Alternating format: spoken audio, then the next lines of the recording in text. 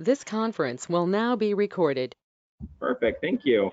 All right, good evening, everybody. It is Monday, November 23rd, 2020 at 7:01 p.m. This is a workshop with action for the City Council of Woodland. If I could please get everyone to please silence your cell phones and rise for the pledge. Pledge allegiance to the flag of the United States of America and to the republic for which it stands, one nation, under God, indivisible, with liberty and justice for all. Thank you very much. Silence your cell phone and rise for the pledge.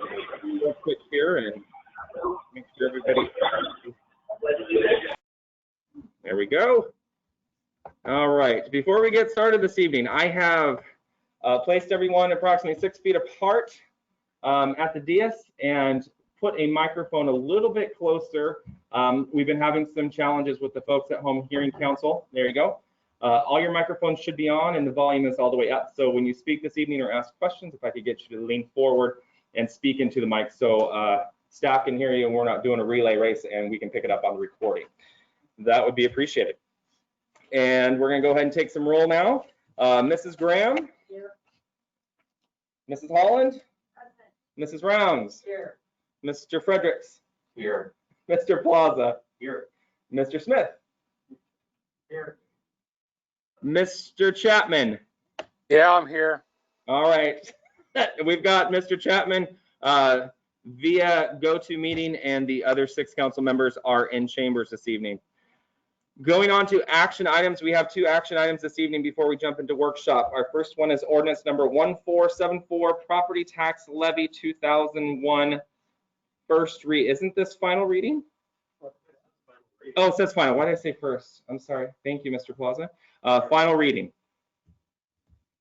Move to adopt ordinance number 1474 and the corresponding resolution number 728. Thank you for that. I believe that we need to have them as 2 separate items. We're breaking them up to action item A and B.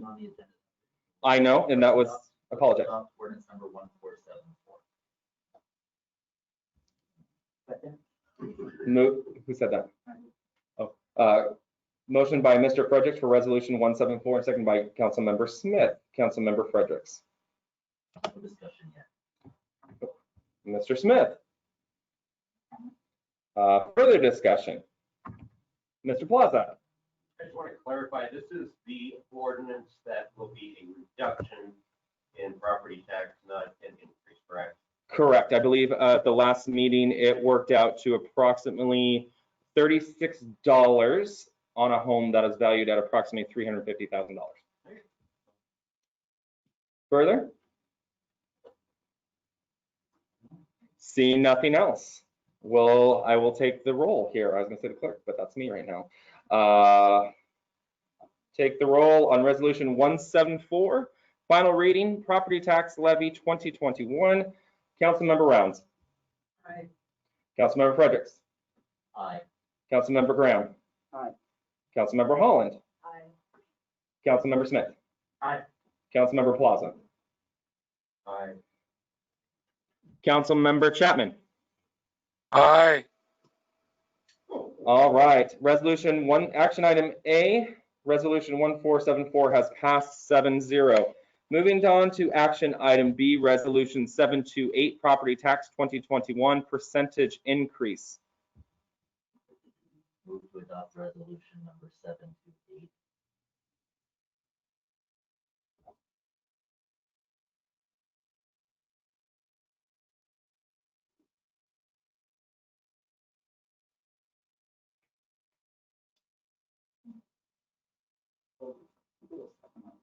You got a second on this? Okay, by Councilmember Graham. Motion by Councilmember Fredericks, second by Councilmember Graham. Councilmember Fredericks.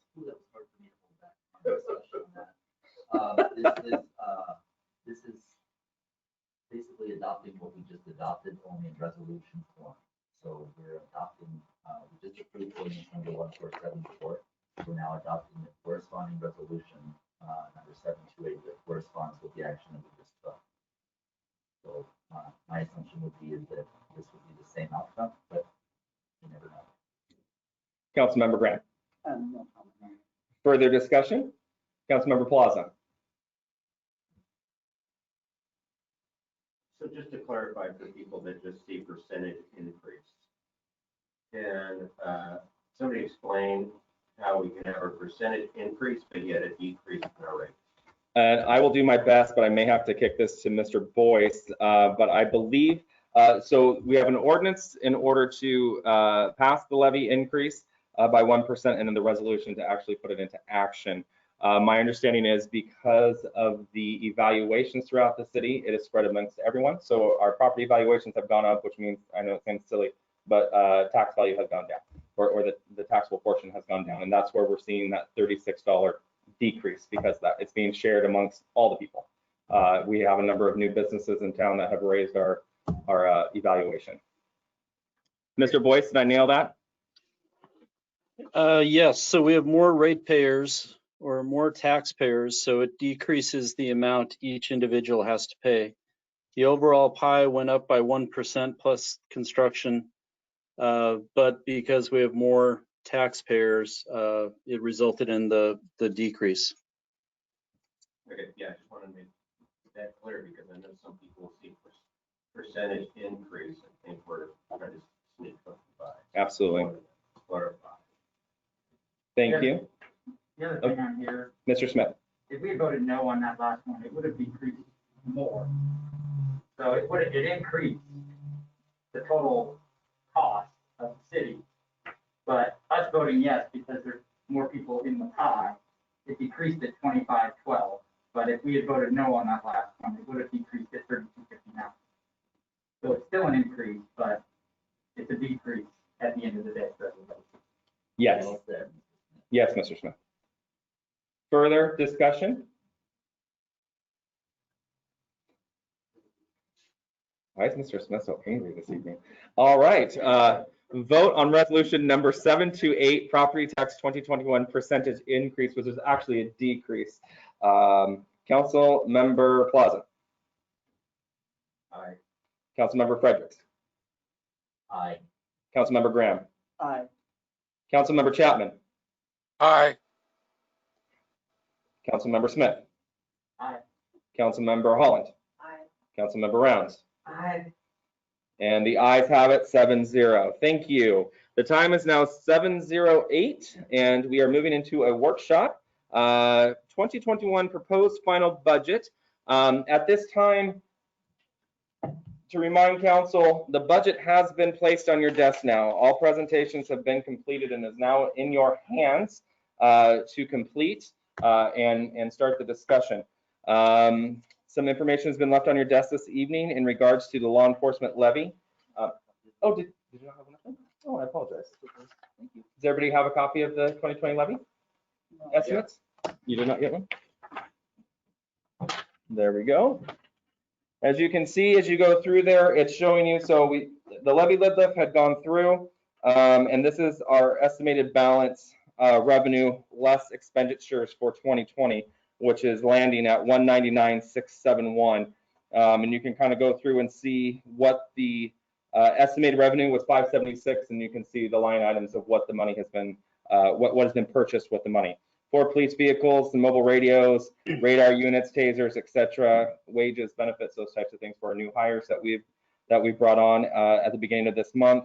Handguns, AR-15s, all those things that they need to complete their job and keep them safe along with the community.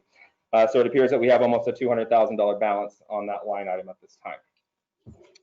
Mr. Mayor? Yes, Mr. Boyce.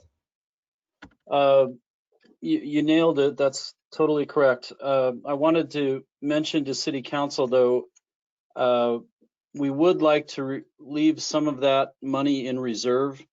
We're hiring individuals now, and we need to be able to get, from tax receipt to tax receipt.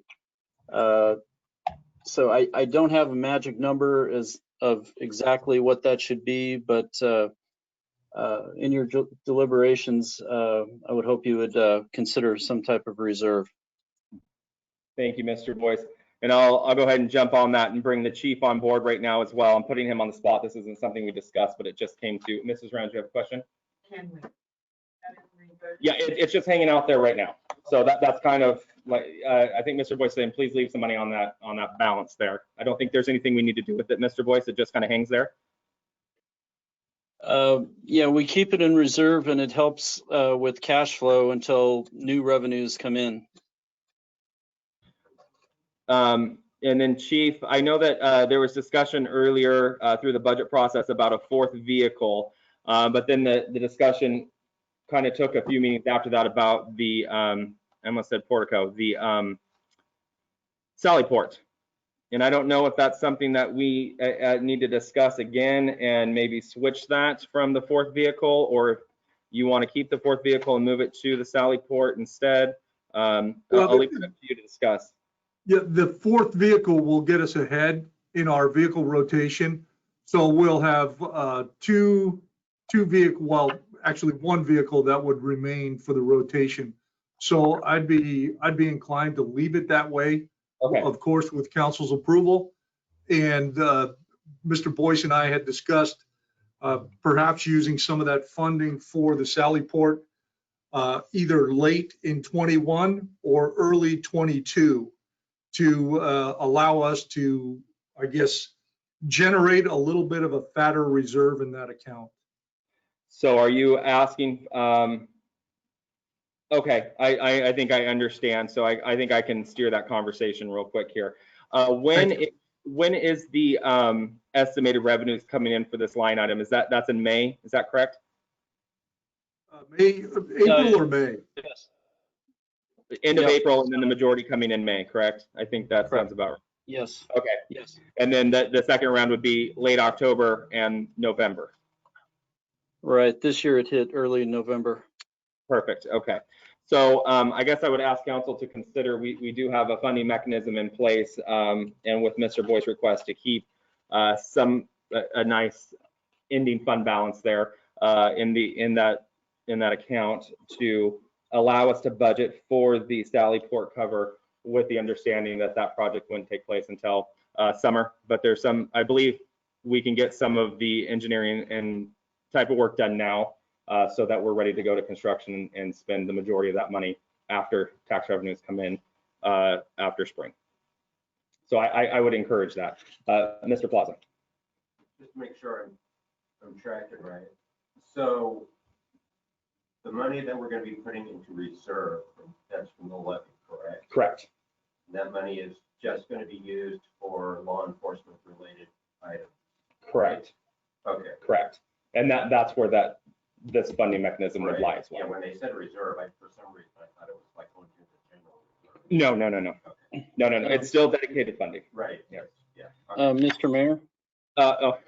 Yes, it makes me nervous when you do that, Mr. Boyce. Yes, what I say wrong. So, so whatever's left in reserve from the Proposition 1 levy money, we would make that restricted reserve, so it could only be used for the purpose the citizens voted it in, and that being general police equipment and the 3 new positions. So, okay, I think I'm tracking. So the money is in, let me see if I get this right. The money is in general reserves, but there is a restriction on it and it just can't, so it doesn't get lost. Right. Okay. And Mr. Mayor? Yes, Mr. Chief Kelly. Keep in mind that we still have one more person to hire under the Proposition 1 funding. And then there is the vacant position that we still have to fill from Officer Swenningson leaving. So I mean, obviously that money is not going to be used for the vacancy that Officer Swenningson provided to the department, but it will be filled for one more hire, or it will be used for one more hire. Okay, perfect, thank you. Mr. Fredericks? So I've heard ending fund balance, I've heard reserves, I've heard restricted reserve. What account is this going to go into? Because many could argue you're already spending general fund money on the police department. Why wouldn't this just go into the general reserve 301 and the council would determine future budget requests for Sally Port cars, etc., since we're already paying for the police department or the general fund? Mr. Mayor, may I answer that? Yeah, Mr. Boyce. Okay, so there are different ways we could do it. We could we could do exactly what Councilmember Fredericks called for. We could, at the end of the year, when we know what the exact amount is, we could have a council action to move that to Fund 301 General Reserves and have it segregated that way. Or you could leave it in the general fund, pass a resolution once we know what the ending balance is, designating that, for its purpose. General equipment, or, city council could even decide to make determinations on a case-by-case basis of, what that money is spent on. Mrs. Rounds? I just think the main thing is that we have it transparent so that the community knows that we're spending it on what they're paying tax on. Absolutely. Mr. Fredericks? Just to follow up, where's it gonna go until the council decides? And how will the council be notified of a pending decision on that? Right, so right now, the money is in the general fund. At the end of the year, for reporting purposes, we'll be finalizing the spreadsheet you see in front of you, showing you exactly what was spent, what was brought in, and how much is in reserve. We can have conversations with council about where you want to put that. We could leave it in the general fund, pass a resolution from city council restricting the use of those funds. Or if you would like to move it to Fund 301, that can happen also. And we put restrictions on the use of those funds in that location also. Does that answer your question, Mr. Fredericks? Sure, last question. This says estimated revenue for 2020. Is it estimated or is it actual? I would think by now we should have a fairly close actual number. We are close to actual. There still are some funds that are trickling in, but that is very close to what the number will be. And that's why I'm saying at the end of the fiscal year, or at the end of the calendar year, we would true it up, look at all the revenues that came in and all of the expenditures that happened, deliver to city council that final balance, and then take the council action to segregate those funds and restrict those funds. Thank you, Mr. Boyce. Mrs. Holland? So $199,671. So if we take the 75K out of it, it means 124,000, right? If you were to do it right away, I'm suggesting that we wait until after the next round comes through in the spring. Okay. So you're looking at, well, probably another 576 estimated, somewhere 570, somewhere right in there, whatever that comes out to. So half of that plus the 199 would be sitting there before the salary port where it was to be. So what part of the year you said? Springtime, so about May. So in May, I'll put it on my calendar. Okay. That we'll be asking to shuffle 75K over for the salary port, right? We can do it that way. What I'm asking is that it be budgeted now, so we know that it is a project on our work list, but it would not take effect until after the funding comes back in. Okay. So can I give that couple? Go ahead. We can do it either way. So if I understand correctly, what you're saying is if it's important enough for council to add the enhancements for 2021, do a part of the enhancement request to the majority of the council if we want it done in 2021. Yes, with the understanding that we won't move forward until after another round of funding to make sure that fund balance stays at an appropriate level. But that takes trust, obviously, from the council and my office. Yep. So we don't, so this, how quickly at the end of the year can we move this out of the general fund and put it where it belongs? Because isn't that what we just said? Just put the restrictions on it when we like chilling in the general fund and we've got to. we know it's there. Yes. Right, but how quickly can it get shuffled over where it belongs? Mr. Boyce, did you hear the question? Yes, so we usually hold the books open to capture all of the expenditures that happened in the calendar year through the second meeting in January. If we know that there are no other equipment expenses that are coming through, really, I don't see any reason we could not move that at the first meeting in January. So yeah, we can make that happen rather quickly. I'm gonna put it on my little calendar thingy and we'll, so I can remember to ask you. Thank you. Okay. Mr. Fredericks? It should be the staff's responsibility to keep track of things and bring them back before council. There are council requests. Typically, what I've seen in the past is we'll have this conversation.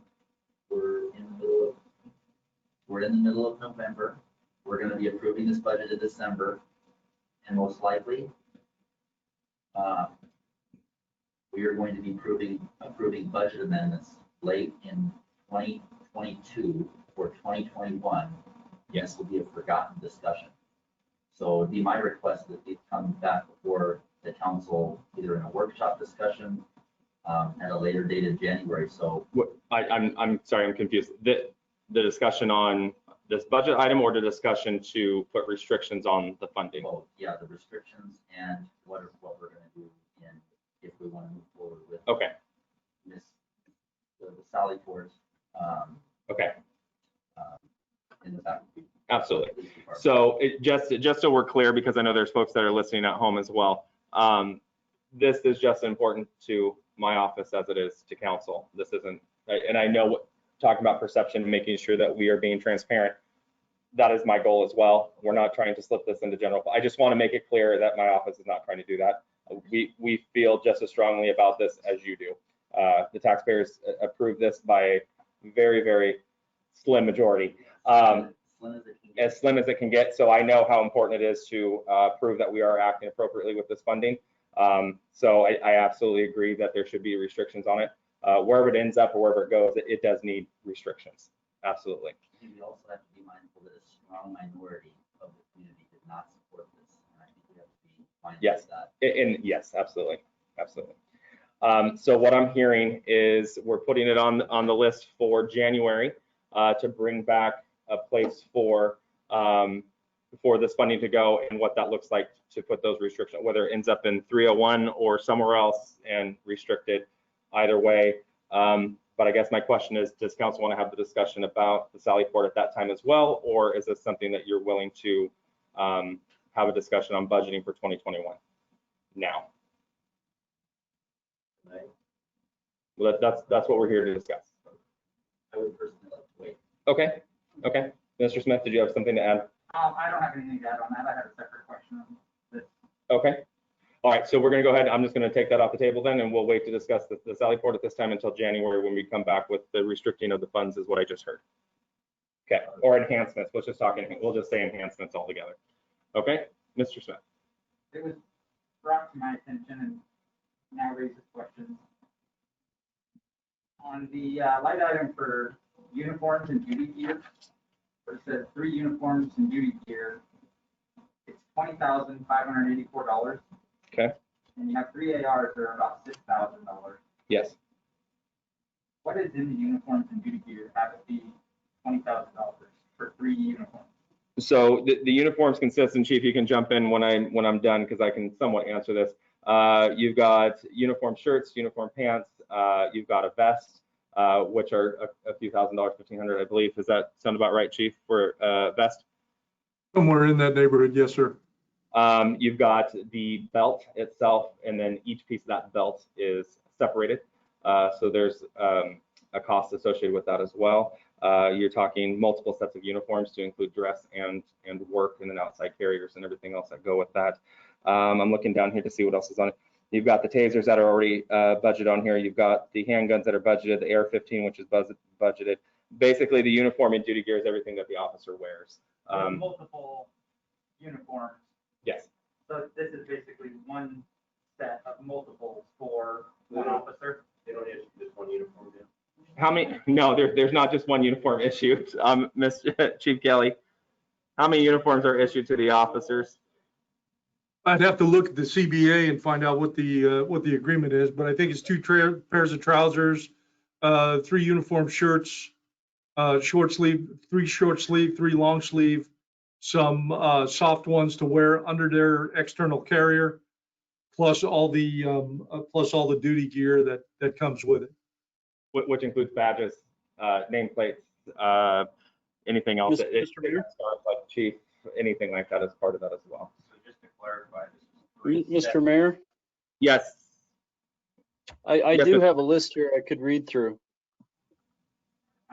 You good with? Do you need the list? No, I just Okay. curious how it got 20,000. So you got 3 officers, Yeah. and you've got everything that the chief is listing off For each times 3. So this is actually, like 12 uniforms. Yes. Okay. Yeah. That's the way I read it was 3 uniforms, meaning. Sorry, no, that is to outfit 3 officers. I know it's still a big number. AR. You got a question? No, I was just, it was just profit. Comparing the ARs to that, like 6,000. I can tell you that stuff is, that uniforms are expensive. I know someone very close to that profession. I can tell you that the pants run about $120 a piece. The shirts around 100. I mean, they're not cheap items. It's not like you can go down to Walmart and buy a button up for $20. I mean, they're expensive, and then you have to put the patches on there and everything else that goes with it. So it does get quite pricey and add up. Okay. Any more questions on the law enforcement levy breakdown that's been put in front of you?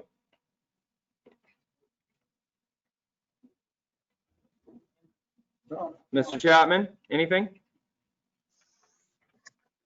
No, Mayor, not at all.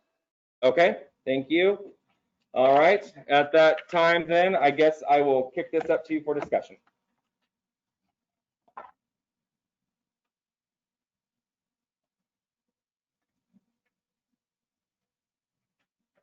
Seeing none, the budget's perfect.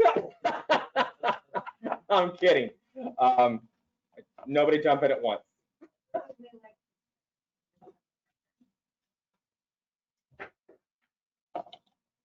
Sounds like you're up, Mrs. Holland. Well, I think the packet that we got last week, last month,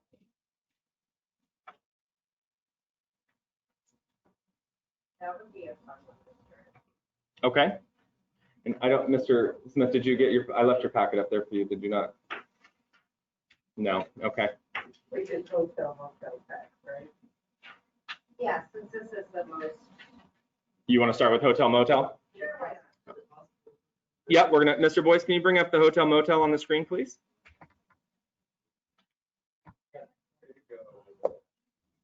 I didn't bring mine either. It's you're in the car. It's a great place to start. Okay.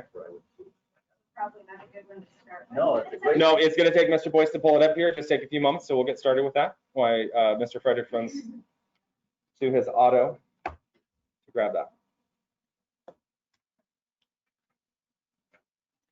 And while we're waiting, thank you, Mrs. Graham, for bringing in the treats this evening.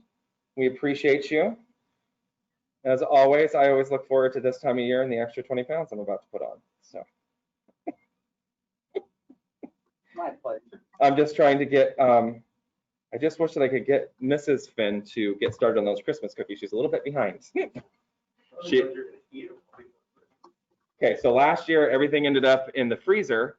And between the children and myself, I think that we had depleted about 2 cookie trays. Because she started so dang early. I think she's on to us. So she has not started, and she promised that she would start probably this weekend. So all right, Mrs. Holland, it looks like we have the line item up on the screen. Are you wanting to do the breakdown? Well, this was on the list of, I think, Councilmember Frederick had, what, 10 items? 10 items that you were requesting, sorry. Just as correct, I have some stuff that's still missing. Just clarification on that. Okay. We'll do our best. This was a nice fatty packet that we got most recently. Yes. Then there was also this 2021 enhancement request that was kind of checked in there along with some liabilities. Okay. Has everybody looked at those? At this meeting? Yes, I did.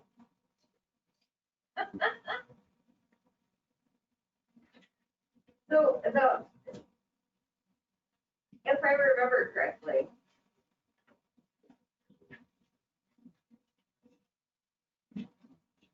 last year, when council was going through the budget and these items were being discussed, there was a lot about the chamber and it was at the top, the chamber and the visitor center. And they think, what is it that they're allocated for this time? What was the visitor center allocated this year, Mr. Boyce? Was it 50? 50,000. 50,000.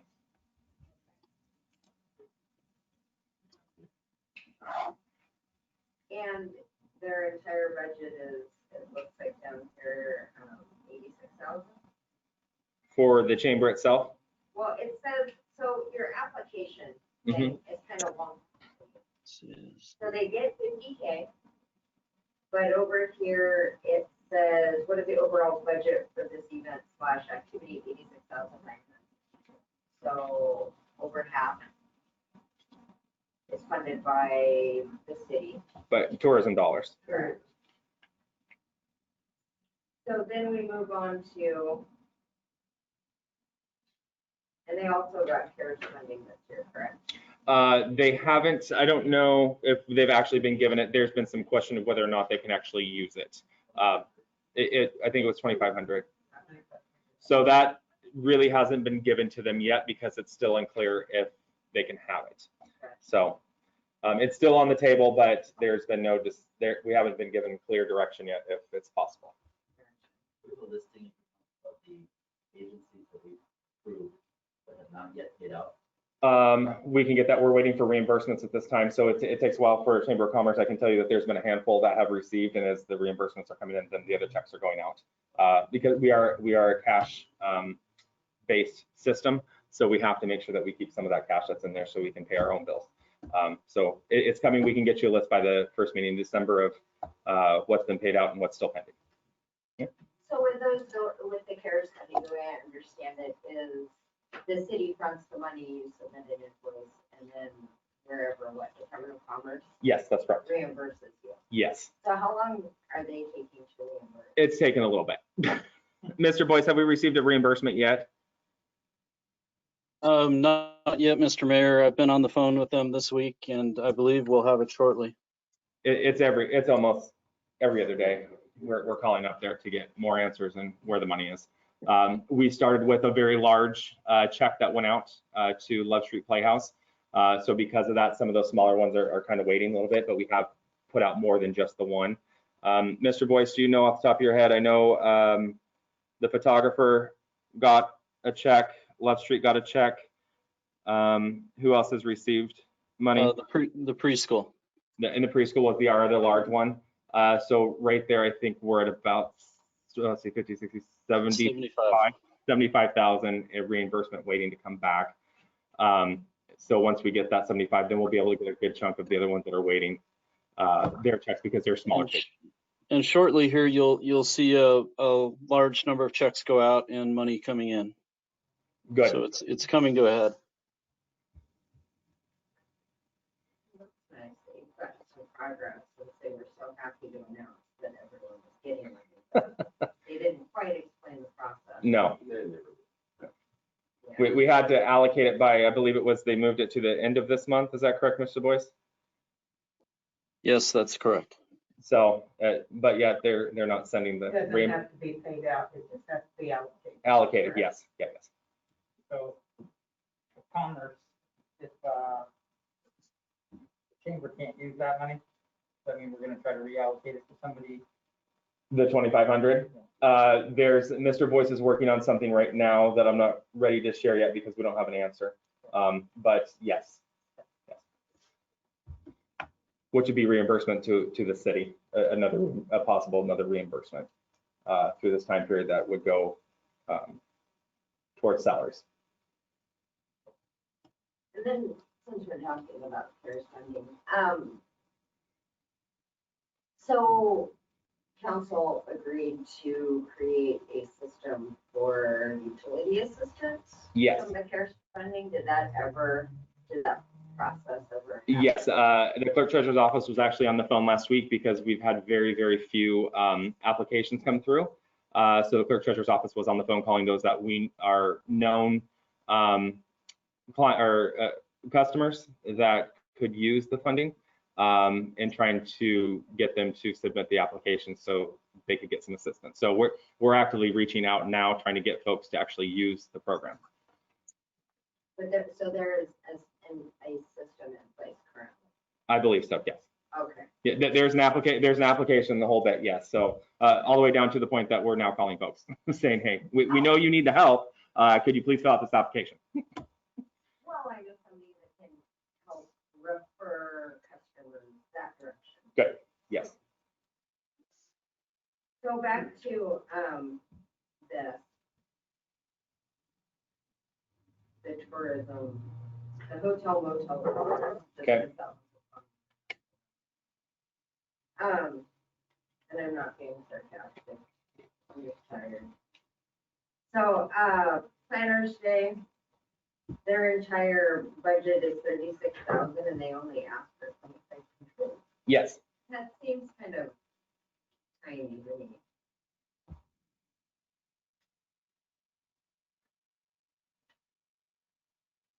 I think it was $2,505. Yeah. I'll start for $5 for marketing.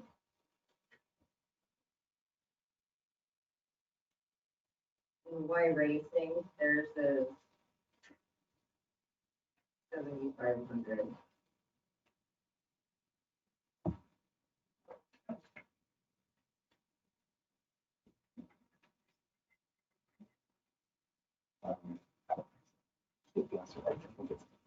Planners Day doesn't have salary, but they have to change the information. And That all went that was just for our advertising. So this, I don't know if anybody noticed, but why racing doesn't say what they're doing. I did not notice that, but I'll tell you, I know what they use it for just due to the reimbursements that came. They use it for advertising. That came in for this year. Well, but then on that part, the way the world is going this summer, and it doesn't look like it's going to be much better for. Don't say that, Mrs. Graham. I do not see any benefit to that for the city at all. For what? For Y racing. For Y racing. For Y racing. They have a virtual event that brings nobody here. Correct. Right. Correct. I agree. I think that's way over. Oh, Yeah. the other one? Okay. They just moved it. Yeah. So we could put that on the pending, can we say, voted in later? So these funds, there is a process that goes into place. So if council would decide, we'll just, what else is on the list? I just want to pick one that's not, we'll just take Y Racing, for example.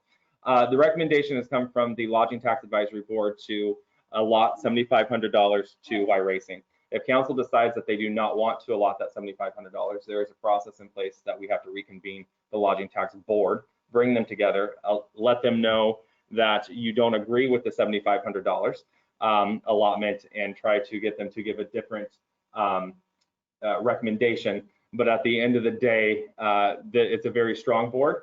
And Mr. Boyce, you can correct me if I'm wrong, because I know we've gone through this before. They can still allot the $7,500 without council approval. They probably allot it because it would bring business to Woodland, but if it's gonna be There is, virtual again. yes, but there's still a process in place that there's some back and forth with Correct, timelines correct. with this particular allot of funds. Mr. Mayor? Yes, go ahead. I believe after it goes back to the lodging tax committee, city council can then make a change as they see fit. Okay. Gotcha. And these are items that will come back to council for final approval. Even though the budget is adopted with this in there, these items will still come back forward for actual allotment. I believe so, yes. So last year, or this year, let's just say this year. So the 6K or whatever that the Lilac Gardens would have gotten, so they couldn't open, so they didn't advertise. Correct. So then next year, they will theoretically still have the 6K from this year that they didn't spend. It's a reimbursement process. So there are some funds that were spent before the shutdown.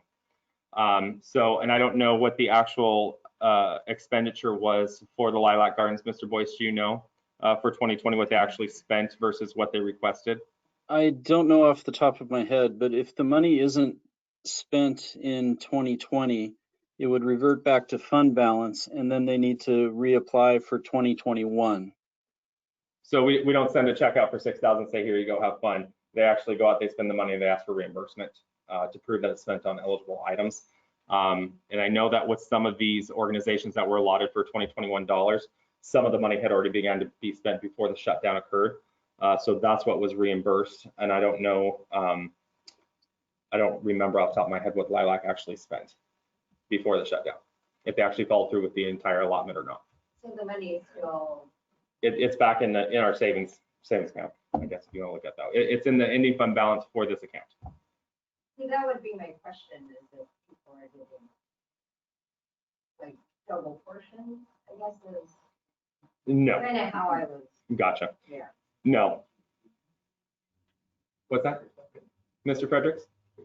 I don't want to interrupt you. No, go ahead. What I would like to see, and I know we've talked about this before, is the facility that we currently have our visitor center in. Yes. What I would like to see is, and do we have the ability, certainly if we have the ability to pass a resolution for restricted money for public safety, why don't we have a resolution that restricts money for revenue that we receive for the lodging tax, hotel motel funding, that goes into a restricted account to fund a possible new facility over there. So granted, we don't have a lot of revenue, but if we started with the Y racing, if we started there and we matched that, we can start putting something aside to this fund that hasn't yet been created. So hopefully one day we could possibly use that in conjunction with state money. We can do that with county money, maybe with port money, that actually build a facility. I kind of envision Castle Rock's new facility over there versus what we have currently. So, yeah. Mrs. Rounds? We might even get the grant Exactly. for part of it also. But if the city has nothing to match and we don't plan accordingly, we will never get to a position where we have anything to match. So if we take $7,500 and match $7,500 out of the general fund, or even $50,000 out of the general fund, and we restrict it for that use, can we do that given what you can be reimbursed for? I believe you can be reimbursed on the lodging tax money. So, and please keep in mind, so the two things, I have a comment for two things to that. We tried to change the law. Snohomish County and Cowlitz County are the only two counties in the state that are treated differently when it comes to this funding mechanism. That did not pass, but that was the intent behind getting the second half of funding. So currently right now, we're only keeping half of the funding of this line item. The other half goes to the county for their programs.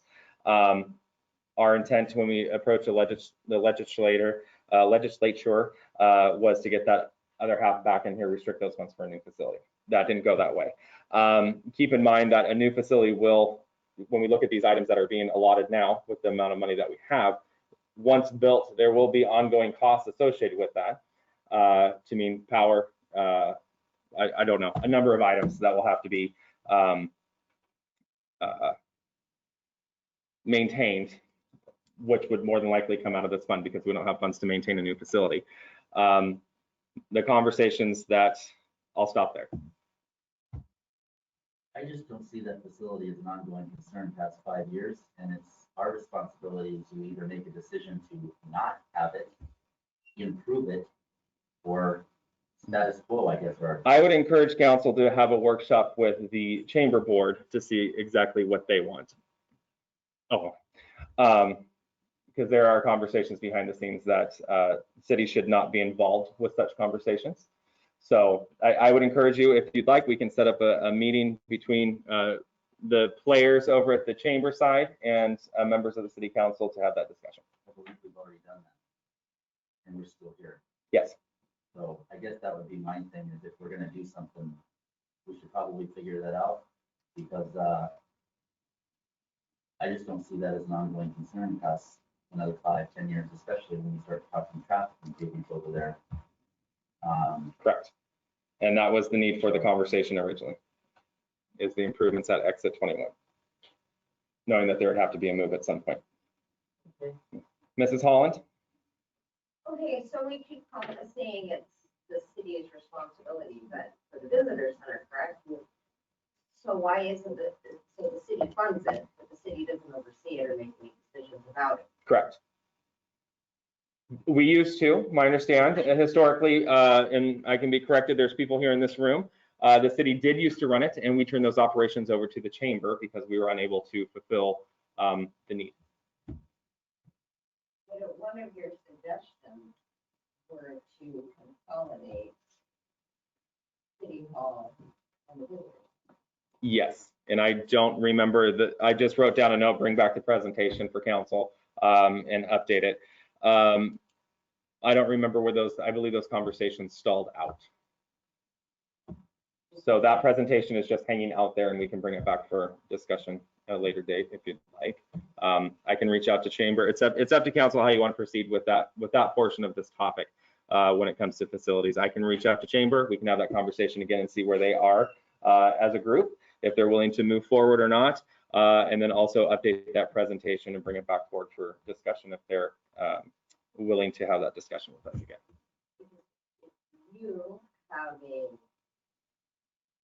ancient city hall that's fallen apart and doesn't house everybody, and Correct. apparently it's a death trap, and you have a visitor center, the portable, that's like, gosh, if that's the same one that used to be at the Dairy Queen, it's like almost as old as I am. It's not. Oh.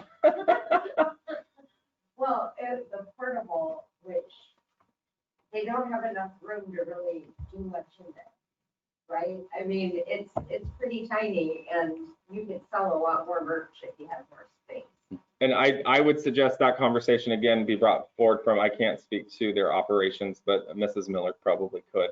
And if we're going to follow up with the conversation, we can bring them in. That's a question that could be answered by them. And it wasn't part of the roundabout situation over there supposed to take out like a chunk of the parking lot? Yes, potentially if that's the route that ends up being the improvement, then yes, there will be a portion that will have to be moved. Okay. Oh, Mrs. Graham. Has the topic of this conversation gone beyond what we're supposed to be doing here tonight with the shop for the budget? That's It's germane to the discussion. Okay. Just asking. So maybe put that on your to-do for the okay. part of, because again, COVID's not forever, right? Correct. We decided COVID's not forever, and so some of these events might theoretically happen next summer. Yes. And as we're moving forward through this conversation, I've heard suggestions from Mr. Fredericks. We'll start with you. I've heard this well, I shouldn't say you. Someone said why racing should be off the table. I'm summarizing. Why racing 7,500 should be off the table. Mr. Fredericks has brought up restricting some type of funding mechanism for future facilities potentially for the visitor center. These are all kind of hanging out here, and I don't know what I'm supposed to do. Well, I think like why racing, if it's gonna be virtual, like if COVID is forever, it's not, like some of these are things we can even make a informed decision upon. They still need to kind of hang in limbo because we don't know what next summer, these are summer events. Well, outside of the Lilac Festival, which is kind of springish, the summer thing with Y Racing, theirs is what, like August, I think is very. I think so. It's Beginning of August. Right, so 8 months, 9 months from now, it theoretically could happen. And I don't have anything against their organization or anything. It's just, if it's gonna be virtual, it's not fulfilling what this fund is intended for. Correct. Which is to bring people to our town to spend their money. Correct. So most likely we will adopt a budget. And as soon as the budget is adopted, the very next meeting, we typically vote on this. And at that time, we can make any adjustments that we want. We can request additional information. We can, I know there's a timeline, but I'm not, I don't know. There is a timeline, but again, if there is a suggestion that is different from what is brought to you, we have to reconvene the board. So there is a timeline. And so if you say, I don't want to fund this line item out of this fund, we have to reconvene the lodging tax board and have them brought back together, explain to them what council's expectations are and what they're suggesting, have that discussion, and then it'll be brought back to council again. So it seems to me that it would be prudent to say, we don't, at least from my standpoint, I don't have an objection to giving Y Racing, Lucky Triathlon the funds, provided they actually have a triathlon in Woodland.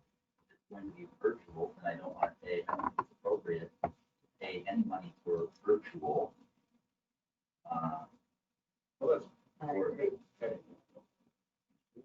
Mr. Plaza. Kind of cut to the chase. That's pretty much where I was going to go with it.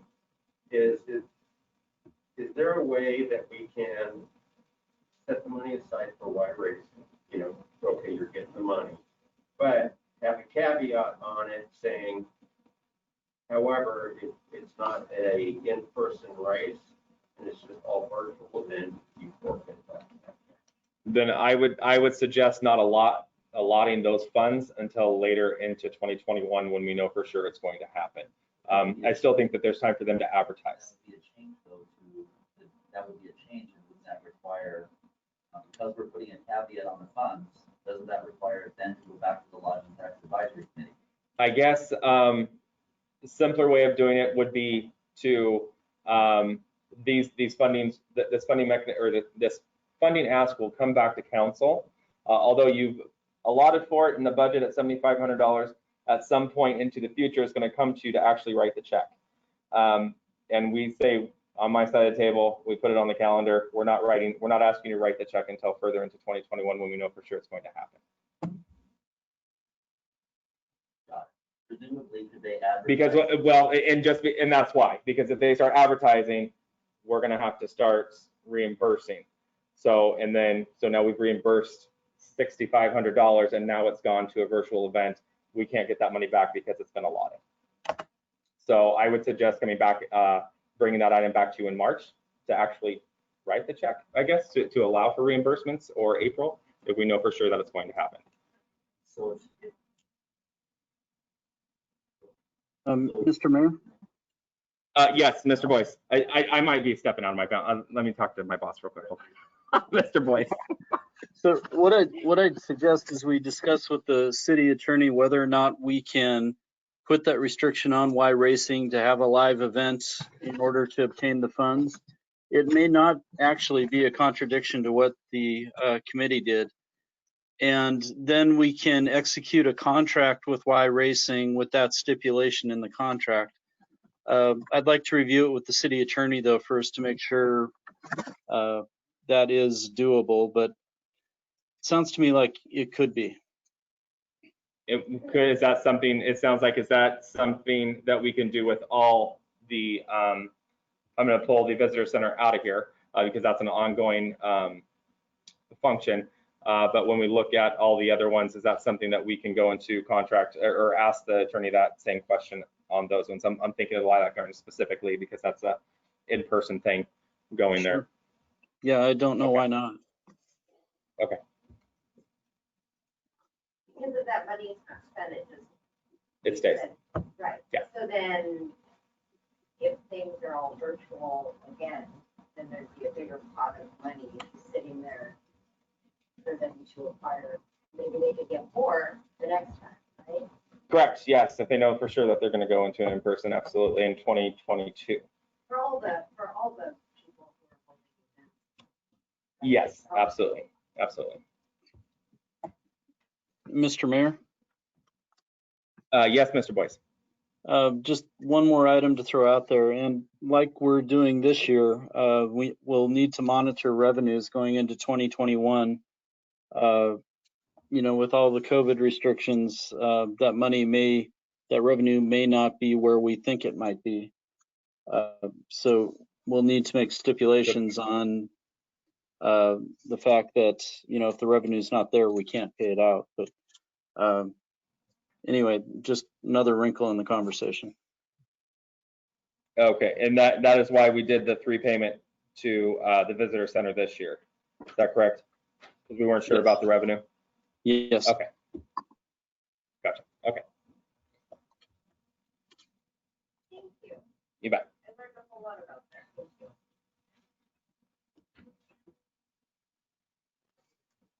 Okay. Are anything further on lodging tax dollars? Okay. You're welcome. You're welcome. That's a weird one. That's there are things that we have to follow with those dollars being spent. Right. Okay. Anything else on lodging tax? I think we got our direction on that one. Okay. Next. Humane Society. Humane Society, Mr. Boyce. I'm not even going to attempt it. I'm sorry, what's the question? Update on the Humane Society. There was no question, just Humane Society. Yeah. Oh. Well, it is status quo. I think we provided, and there is a newer report I need to get my hands on, but we provided a report to City Council last week showing some of the calls that have been received and some of their actions they've taken. The contract is still in place. We appropriated the dollar amount in the expenditures. I think it's around 14,000. So at this point, it's status quo.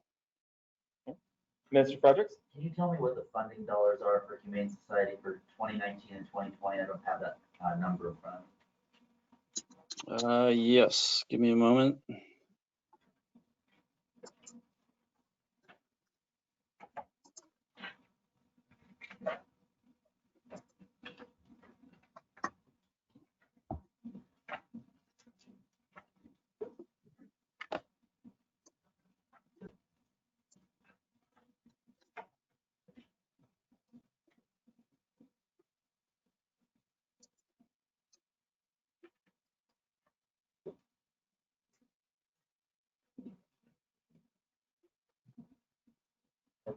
Yeah, I'm trying to remember off the top of my head. Last year it was about the same, 14,400. The year before we had the increase. Which was a double up, I think, wasn't it? If I remember, it used to be like 7,000. It went from about 9,000 up to 14, if I remember right, or 10,000 to 14. Mr. Boyce, can anyone tell me what we're paying for exactly? Because in 2019, if you look at the number of what appeared to be somewhat proactive, we moved to a very reactive in 2020. And you can tell that by the activities that have occurred for Woodland. So I'm not exactly sure, on behalf of the taxpayers of Woodland, that we're necessarily getting our money's worth here. And I feel like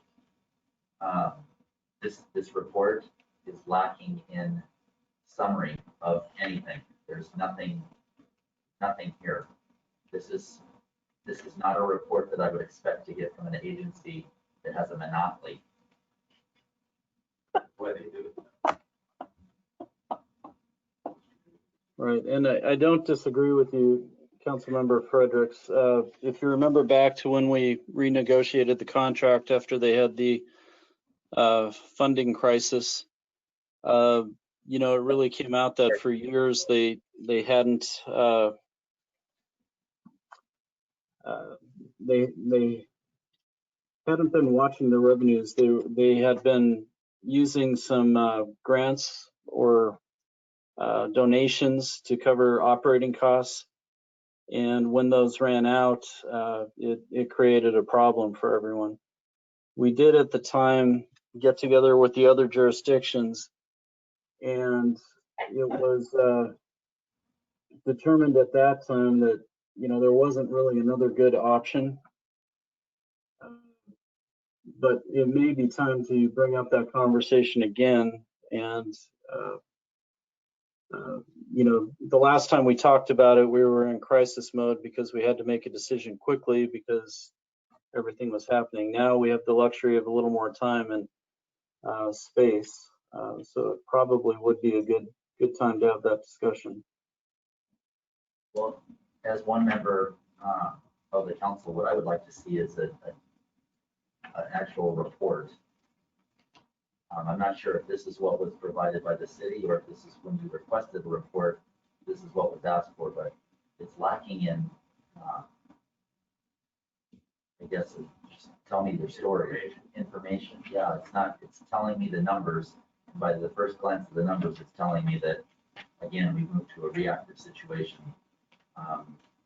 Mr. Frederick, it's always been a reactive situation with that agency. With all their fees, that we might get a little, you know, a hug or buy me a drink or something, you know? So it doesn't make much sense that we're paying double what we paid like year before last. You know what? Oh, I'm sorry. Oh, you're fine. Go ahead, Mr. Boyce. What I might suggest is allowing me to contact the director, ask for some more specific numbers, and then maybe ask for a presentation to City Council. You know, this has been a concern for a number of years now, and we haven't heard from them directly. I think maybe now's the time to bring them in, let them talk about the services they provide. And they've had a year or 2 years now to recover from their financial issue. And let's get an update from them and hear directly from the director. Also, it should be noted that the report here has April, May, and June of 2020. There's no January, February, or March. And in addition, for their quarterly report, they've provided us for October, November, and December. It's not even last year. It's not even an actual story of really what's going on. So I think I have an issue with approving that funding. I have no choice, so I have to do it. But this is an agency that I don't feel comfortable just handing the money over. Mr. Plaza. Just because I am the way I am. What happens if we don't approve the funding and we just tell them to pay us in? Well, we would have no way. We would have no way to enforce our animal codes. That would be the main issue. Already are the first ones called out for animal enforcement for nuisance and dangerous animals. At what point does? Yeah, if there's immediate danger, our police department, I believe, does respond. Right. So what would be different? No, they get called out for barking dogs too. That's the noise complaint. We don't have the infrastructure to maintain animal care here in the city. That would be an additional cost to us. Mrs. Rounds? I forgot my question. Okay. Mrs. Holland? So it says DOA. So my assumption means that they're coming out when there's, right? But correct me if I'm wrong, maybe Ms. Coleman could explain this, but I think Public Works scrapes them up, like when deer get hit and everything on the road. Miss Coleman, does Public Works respond to deceased animals and collects them, and then who removes those from the city, if that's the case? Yeah, if we see an animal that's deceased in the road, we actually do go and collect it from the street.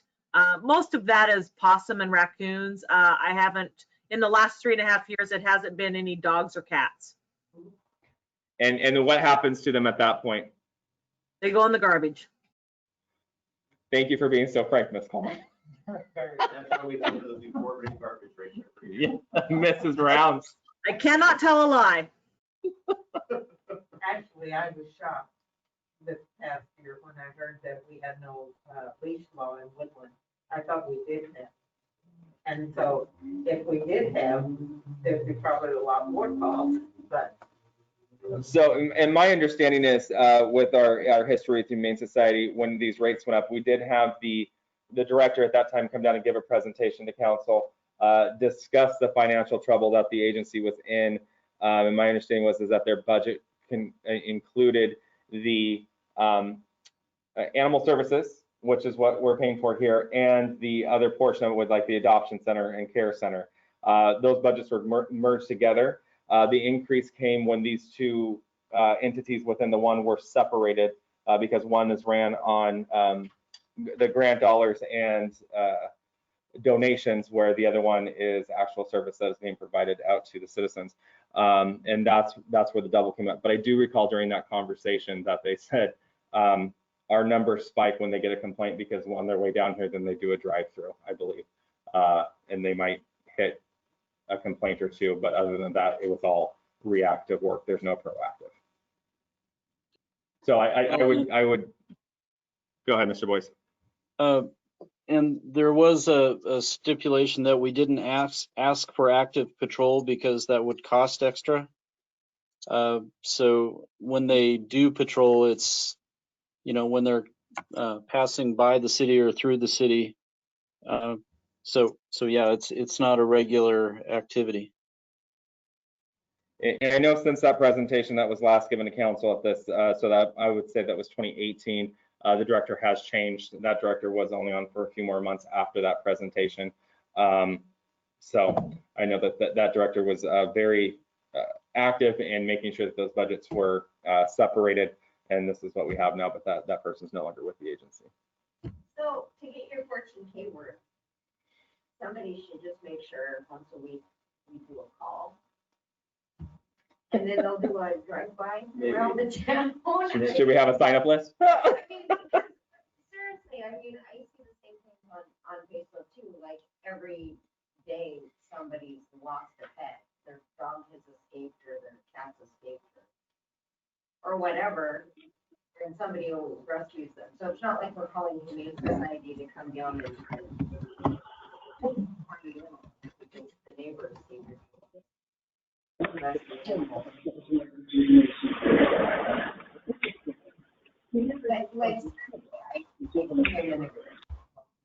Like we get a whole heck of a lot for 14K, like you could hire a part-time person to run around and catch animals, right?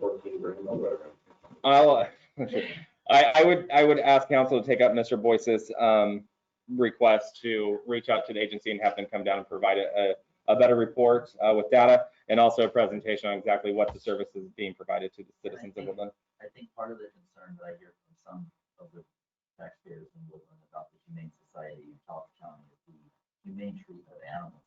And that was a concern that was raised with the last director that was in there. And so I'd like to have an understanding of what changes have been made from the previous director to this new director to address some of the concerns that were raised. I believe it was in the Daily News, the article that was raised. I can pull that up for reference. But there were some allegations that were made at the time that were rather concerning. So I'd like to have a clear understanding of what. Okay. Absolutely. We will get on that and get them scheduled for 2021. Okay. Anything else on the Humane Society? Okay. Next. The council it's 8:11. We've been at this for an hour. Does council want to take a quick break? Sure. Okay.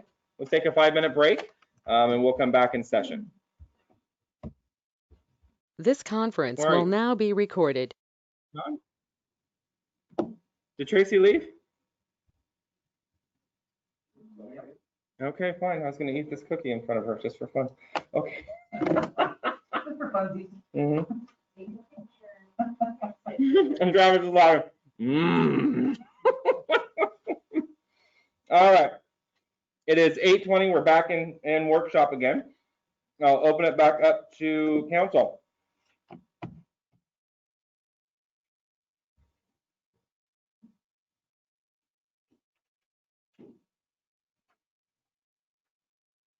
Seeing nothing else, the budget must be perfect now. Oh, our thorn is still on break? Yeah. Carl said something, I don't know. Carl, you got something? Do I will? Oh, Do you have anything? No, sir, no, I don't. Okay. Let's see here. Kill some airtime here. Okay, we went through that. I think the enhancements here, let's see. It's requested that a list of enhancements be given, which you see in front of you now. I think we've talked about that. We're waiting for more discussion here. Got rid of that. And I think we've already reviewed the lodging tax dollars there. And then we've got what else is on here? Our liabilities as well. So, kicking it back to you.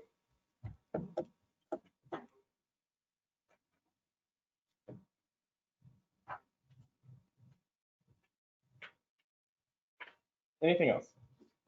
Mr. Fredericks. You're talking about the enhancement request, correct? Oh, I'm just saying you've got these in front of you, that's all. So yes, if you'd like to discuss those, we can. It's up to you.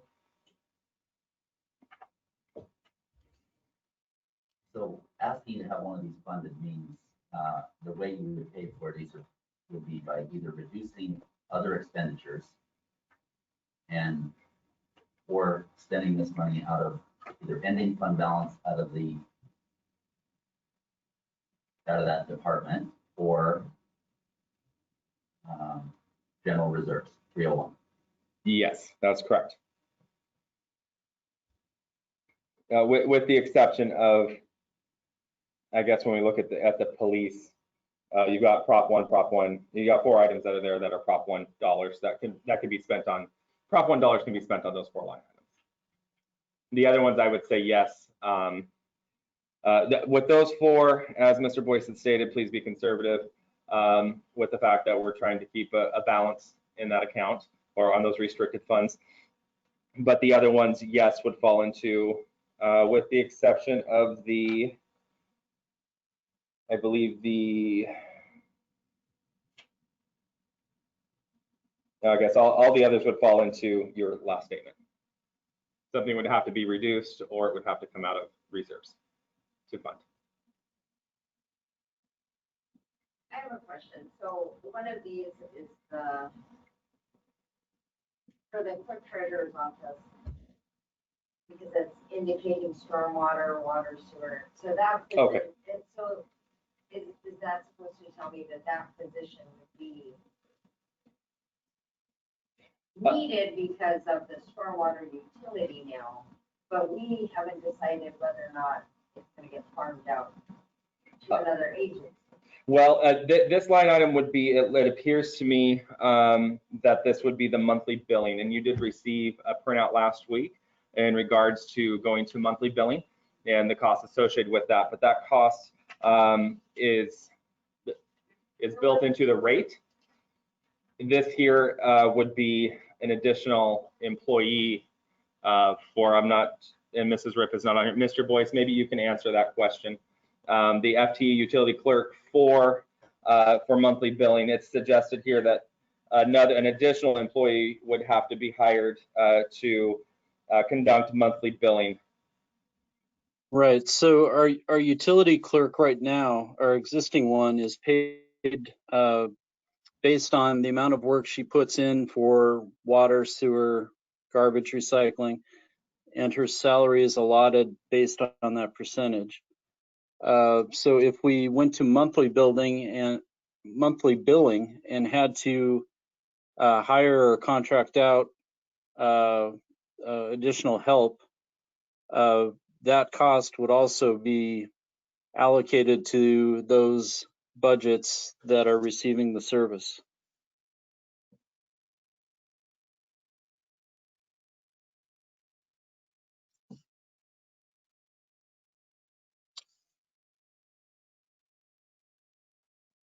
Did that answer your question? Mr. Fredericks? Maybe I'm a little confused, There you go. but it would seem to me that if you have a clerk already doing that, wouldn't you just use the same clerk? Potentially, I guess. It's being asserted here that I don't have the printout in front of me. Yes, that one right there. There's a number of bullet points and information that have been provided from the outsourcing company that are on there. Didn't they say it was overstated? I believe that's one statement that's on that email, yes. Seems to be a very large disconnect between what the vendor is suggesting and what city staff is talking about here in this email.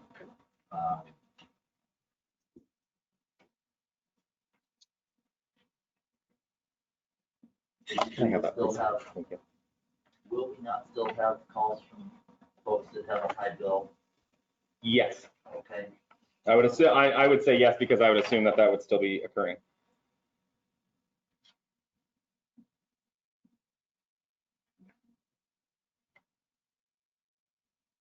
And for the record, I believe that, and Ms. Coleman, you could jump in on this one as well.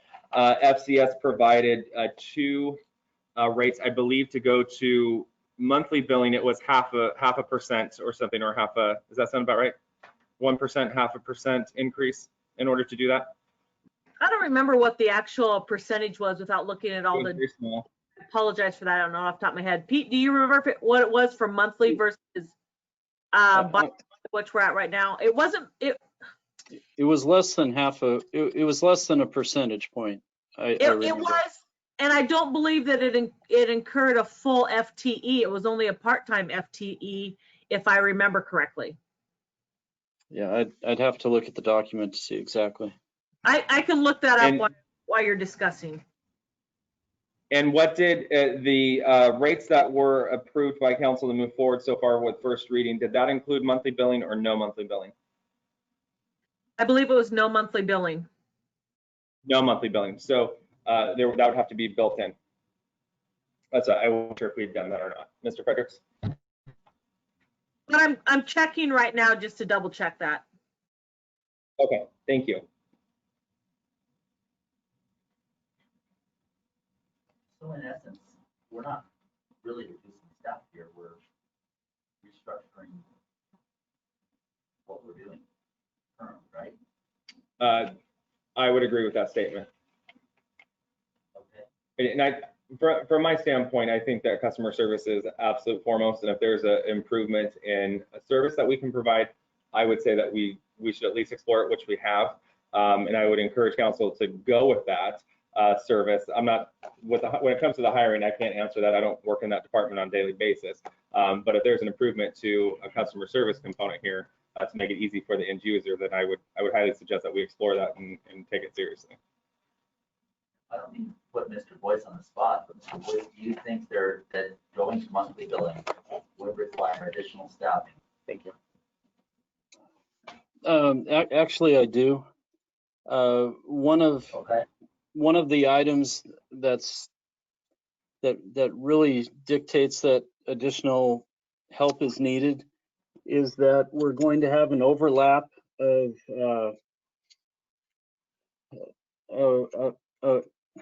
regarding the delinquent accounts, and with the door hangers, the follow-up beyond that.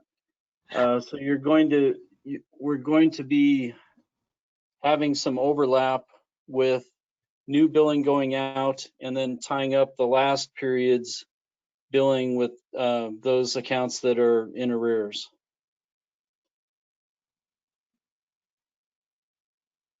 Don't we do that already? We do, but there's a 2-month period. There's a 2-month period to cycle through the door hangers and the shutoffs and the other items like that. Yes, some do go over, but it is a labor-intensive issue when we're dealing with some of those accounts. And when you are generating new billing statements, it can be an issue, and it will take additional time to get through it.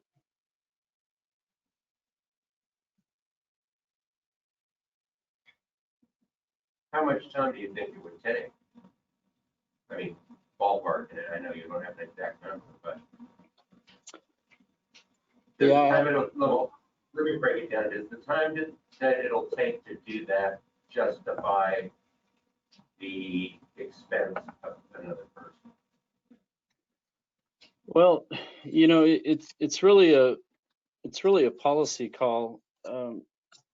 I think some city councilors have made the argument, which I think is on point, that most people, when they budget for their expenses, look at things on a monthly basis. That's the way almost every personal expenditure a person has comes in. So I think in that regard, it would be much more customer friendly. But there is a premium that has to be paid for that. I believe Director Coleman's looking it up now to see exactly what the difference is, but it's less than a percentage point. Ms. Coleman's raising her hand. I think she's ready to report here. Yeah, the council did approve to go to monthly billing, so that's one of the things that I wanted to share. They did. They did. Okay. Yep, council approved monthly billing. We're talking 0.5%. And let's see what else. What was the other question you had? I think it came to workload for the other questions. Okay, so workload, it wasn't a full-time FTE. I'm looking that up still, so I'll keep going on that one. So there was a recommendation there was a full recommendation from SES on how to proceed and what that looked like, correct? That's correct. And yes, and I'm looking up the FTE because it was in an Excel spreadsheet. And so I will find that and raise my hand when I have that. Okay. I guess my question, and I don't know if council has this question, but as I look at this, and I wish that Mrs. Brooke was on here so I could ask the question, is there a reason why we would hire at a clerk 4, and not at a lower rate of pay for a new employee? My recommendation is, with the existing staff that we have who is experienced, my recommendation would be to hire somebody at a lower level to learn that position. But I do not run that department, and Mary might have some other insight that I have to add to that. Pete? Well, when you look at the job descriptions, the clerk 4 is the description that would most represent the duties that need to be done to complete this work. So, you know, it is dictated partially by our negotiations with the union, but currently we have a clerk 4 performing utility duties. And if you look at the job description, it would fall in line with the clerk 4 position.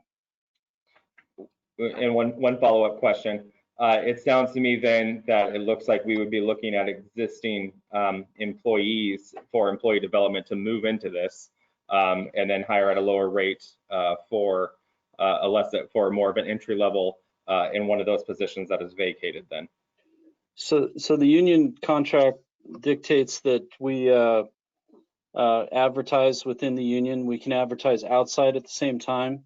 If someone meets the minimum qualifications for the position, then we're required to give them a shot at performing those duties.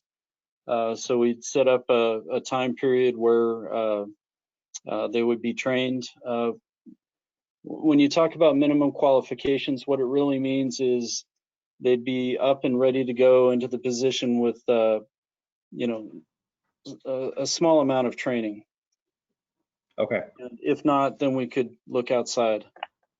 Okay, thank you, Mr. Boyce. Mr. Fredericks?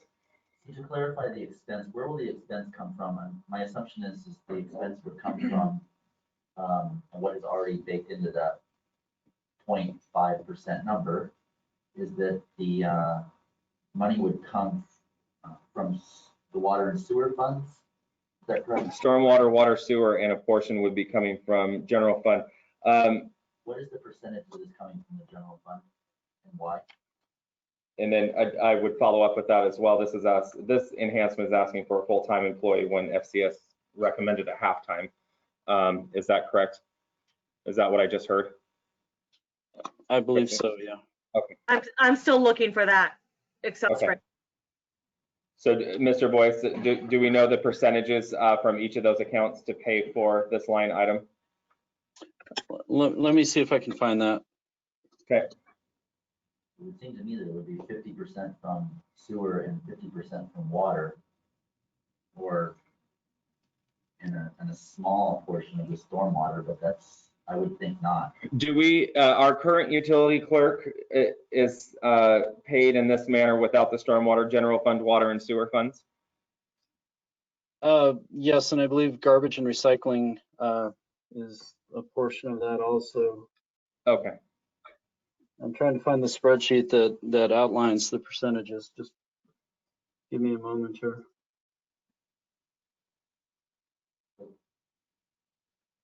Since council has already approved this through the water, what we've already passed, The monthly billing portion. the monthly billing portion, Yes. it would seem That's page 14 of the attachment for tonight's hearing. Gold star for Travis. Tracy.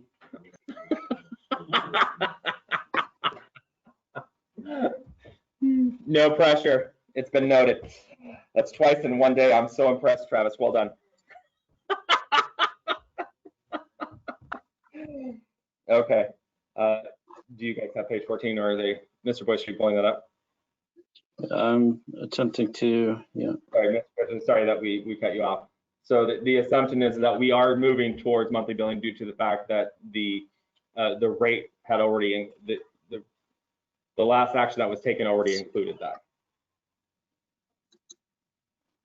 So the next logical step in my mind would be that you'd approve at least a part-time position for this, because it's going to be funded by the previous action taken by council. Can I ask a question? Mrs. Holland. So the email regarding farming out the utility billing, if I read this correctly, by doing monthly billing, we save 30,000 hiring them to. Let me get to that page. Is that on page? The one where it's like mostly red. Oh, okay. Page 3, on page 3 of the email. It's stating that they're asserting that it would be which this cost is covered through the utility rate, I believe. Outsourcing, less staff at 60,000. Other costs for outsourcing, a total year one cost at 157,210. That's But if we keep it in-house, it's 181,500. correct. This is farming it out. I don't know, I'm saying in-house, is that including part-time? No, I believe that's including. Let me go up here real quick.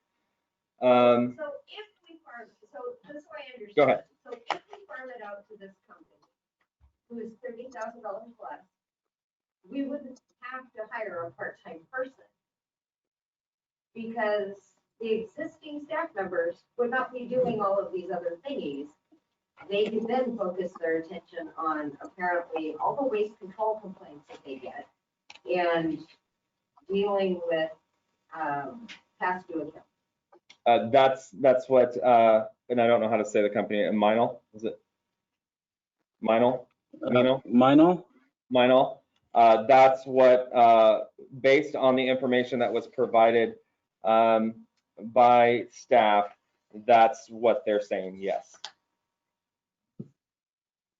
So we would say 30 grand, free up time for clerk treasurer's office to focus their attentions on clerk treasury things, whatever that is, and not utility bills and receiving paint trash. That's what they're stating. Yes, I believe so. I mean, if you look at the list of items that is done by the clerk treasurer's office and the breakdown here by going to monthly billing, they're stating that some of those things that I'm summarizing the email, obviously, based on some of the red bullet points here, is that they would eliminate some of those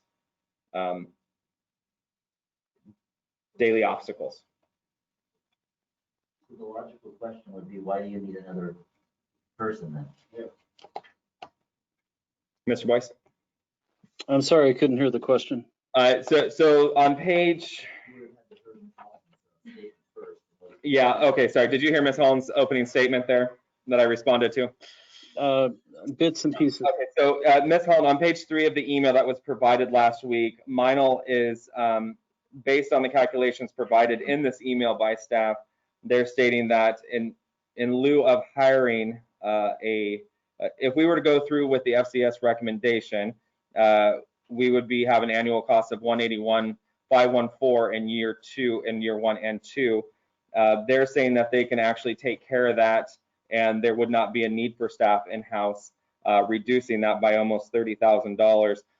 Ms. Holland's comment after that was that if we didn't hire more, if we outsource the whole program or the majority of the program, the challenges that are stated in this email would be mitigated by the outsourcing to Minel, and the additional FTE would not be needed.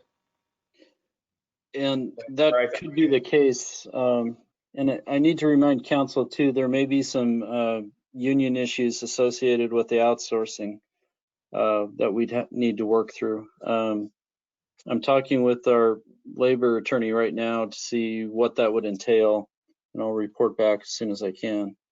But I think Ms. Holland is correct in her assessment. Well, but the thing is that I think what people forget is that this is like people's money here. And so if we can save $30,000 to go towards whatever, since we have no real in case of emergency fund anymore, because that's apparently been tapped. So instead of 3 months of in case of emergency, we have 1. And just for the record, it's not that we tapped it, we just haven't been able to grow it. We've been at 1 since I've been here, and we're trying. So we can have an emergency for 1 month in Woodland, and then we can't have an emergency anymore. So the thing that kind of just, I've lived here almost my whole life, and what just blows my mind is that we have, let's hire more people because we don't have enough people to do all the things. But then when we look at ways to free up their time so they can focus their attentions on other things and not receiving bills and I guess, I don't even know what all they do, what, send out bills and receive money and report it. So if another company is gonna do that, that frees up about 30 grand and a bunch of time.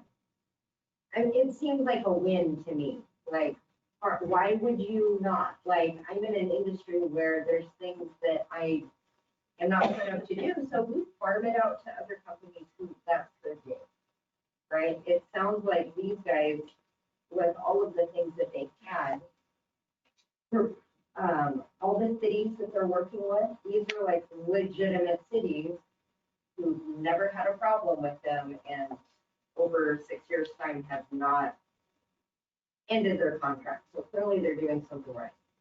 So we decided that it's gonna be a monthly billing cycle, and now it's gonna cost Woodlanders a lot more money. And God forbid we should farm it out to a company that's all they do because, oh, the union's gotta get involved. Oh, and I remember it was $200 an hour for the labor attorney. So, I mean, it's ridiculous. As a Woodlander, it's ridiculous. Here we're trying to find solutions. Isn't that kind of the whole goal of these workshops? Find solutions and save Woodlanders money. And I'm sorry if I'm being annoying or anything. You're not. It's just like my head is like, You go. you know what I mean? Like, No, I'm right on board with you. and then to see that it's don't renew your contract with waste control because that's who we have all the complaints about. Well, who's gonna come and get our garbage then? Because I think it was Head Sanitation sold his company years ago.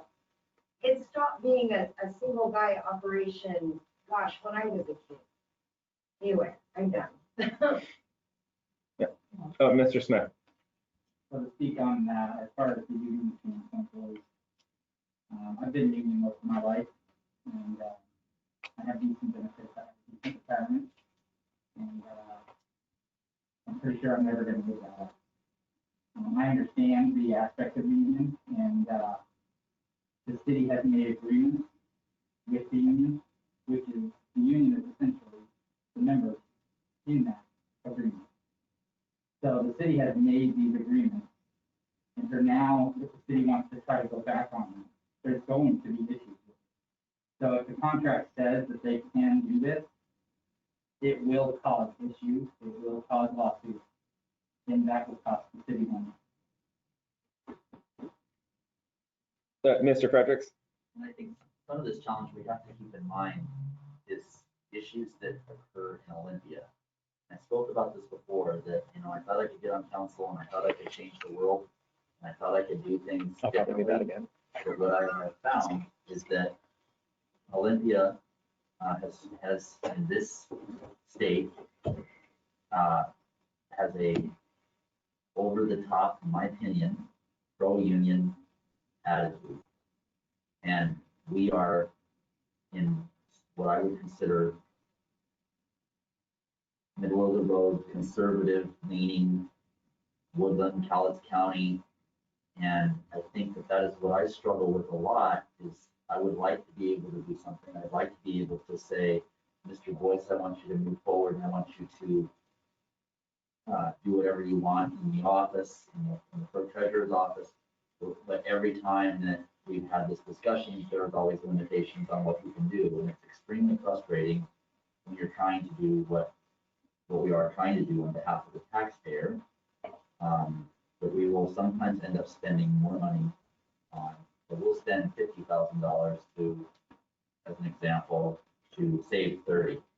It's just the nature of what we're going to do. And I would argue that it's really difficult because it creates such we're so not flexible. So I can't say, well, you're doing this job today, but tomorrow I'm going to have this job to you. Well, no, that's not in the contract.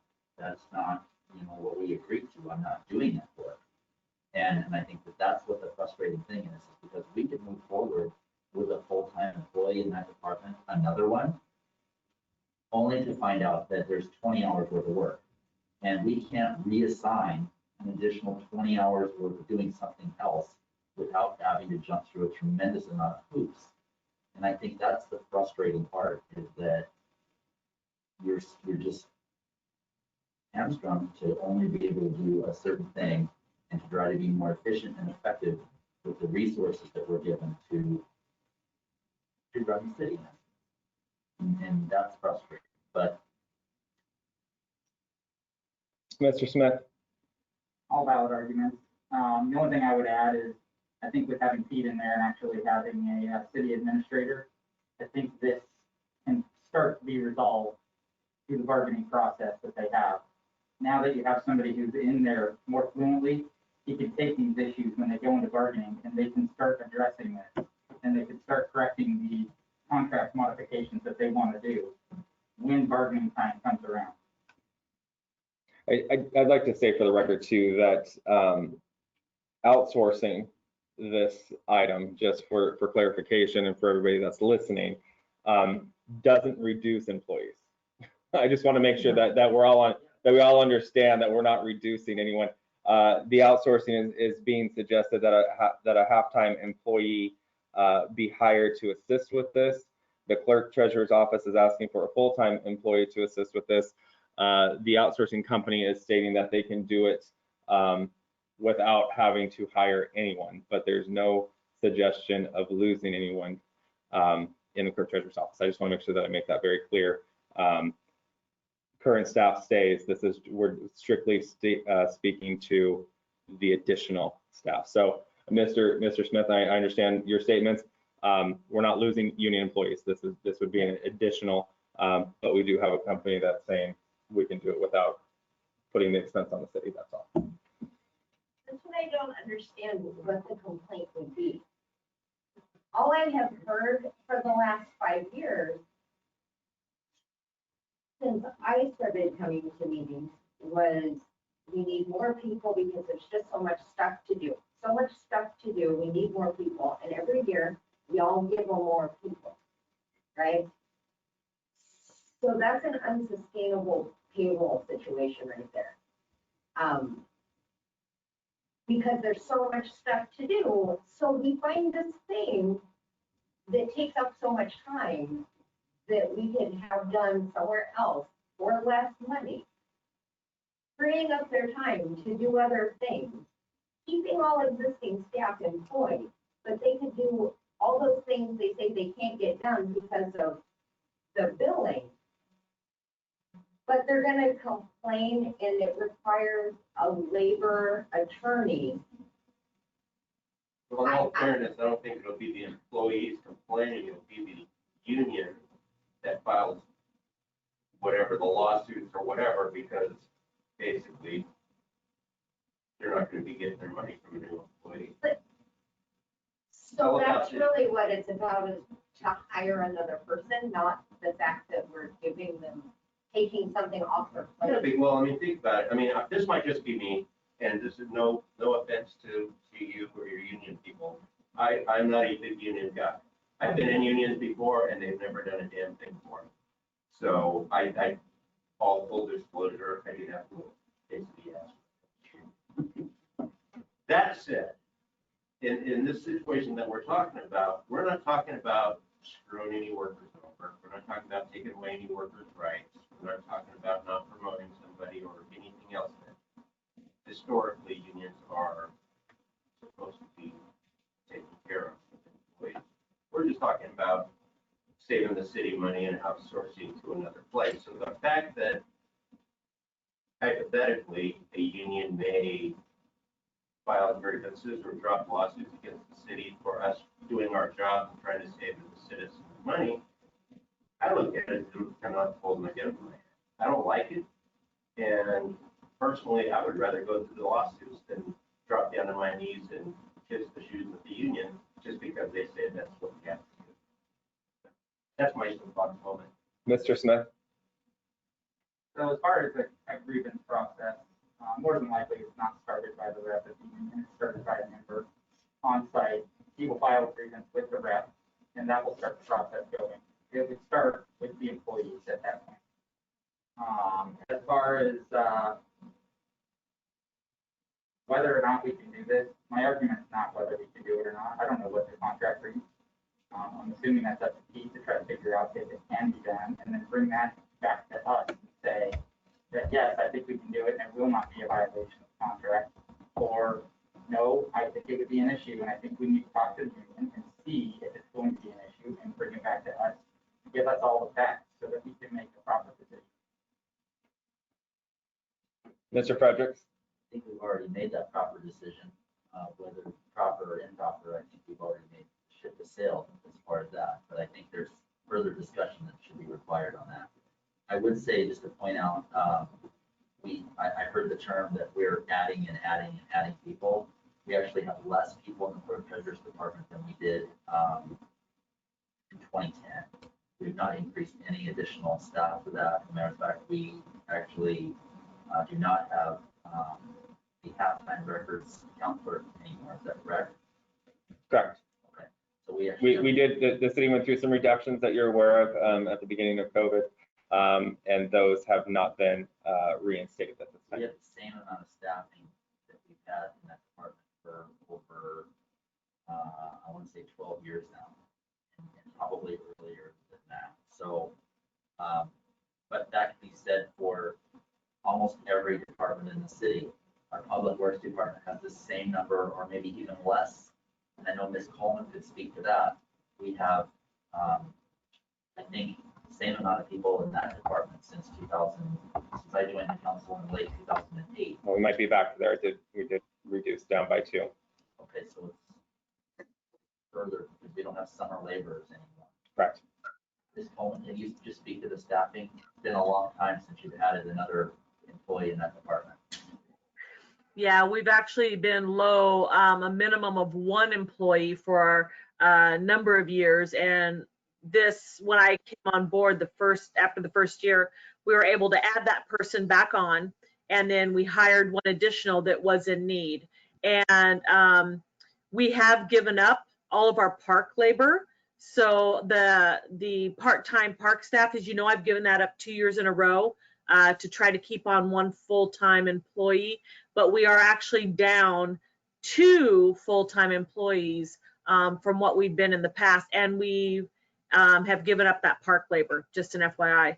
But I also wanted to share with you too that in regards to the billing, the spreadsheet that was provided to us from FCS Group was the cost for monthly billing go to late fee mailing costs, monthly mailing of bills and invoices, additional contract meter reading costs. So we have to have somebody come out and read the meters again every month versus every other month. They show a 20% increase in supervisory time. And then we have a new clerk 3, not a clerk 4, it's a clerk 3 position for full-time employee, 1 full-time employee and benefits. And then also we have some time down there, which is very minimal, $500 worth, that is for public works maintenance workers for additional final reading. So anytime we have our vendor come in and do the contract, the meter reading, many times they miss a handful of meters, and any given month it's 20 to 40, any given every other month it's 20 to 40 meters that we have to go out and we have to read them because they've been missed by the contract biller, by the contract reader, I apologize. So the cost, if you look at the percentages, the largest cost here is the contract metered reading costs for it every month, 20% of supervisor time and the full-time clerk. The late mailing and the public works is, I'm going to look at the totals here and tell you what we're talking about real quick here. So if we look at an overall cost, the sum of the clerk 3 position for salary and benefits is about 26, let me look here, make sure I tell you the right, 26,000 for the year. That cost is being equally divided amongst water, sewer, and garbage. So 33% out of water, 33% out of sewer, and 33% in garbage. The maintenance worker for Public Works got rereads, they have $500. I mean, minimal, percentage wise. Supervisory time, they have $6,000. And then the additional contract meter reading is about $5,000. And then sending out re-invoices and monthly billing, they have about $1,500. So the largest cost on that is that new clerk 3 for full-time salary and benefits, and they're at about 27,000, just an FYI, and that's how the cost is being divided out. Did I answer that question now? Sorry, it took me so long to find. Yes, I just wanted to correct the statement that we've been hiring people. We have not been hiring people. I just want to be clear with that we're not adding additional employees. The only department that has seen growth has been the police department from a standpoint of more employees. So I just want to make sure we correct the record on that. And yes, I appreciate your answer on the other additional. Can I ask why we have a meter reader who thinks this is 40 hours? Like, so I would think that Public Works employees get paid more than what we pay meter reader. And if Public Works Department has actual pressing jobs that they need to work on, it's kind of redundant to send them out to read meters that someone is contracted, that's all their job is to read meters. Like, am I the only one bothered with that? The 20 to 40 meters a month? Mr. Mayor? Yes, Mr. Boyce? Yeah, and most of the time, it's not that they missed reading a meter, but when the billing goes out, there's something that doesn't make sense. Maybe the meter was read wrong. Sometimes they're not able to access the meter because, a gate or something's been put in front of it. So it's not always that they missed the reading. Sometimes it's the reading didn't make sense. Maybe they read it correctly, but the customer has a leak, or they read it correctly and the customer left town, so there was no usage. So we do follow up on some of those, sometimes at the request of the customer, and sometimes it's proactive from the utility billing clerk wanting to make sure an accurate bill is being sent.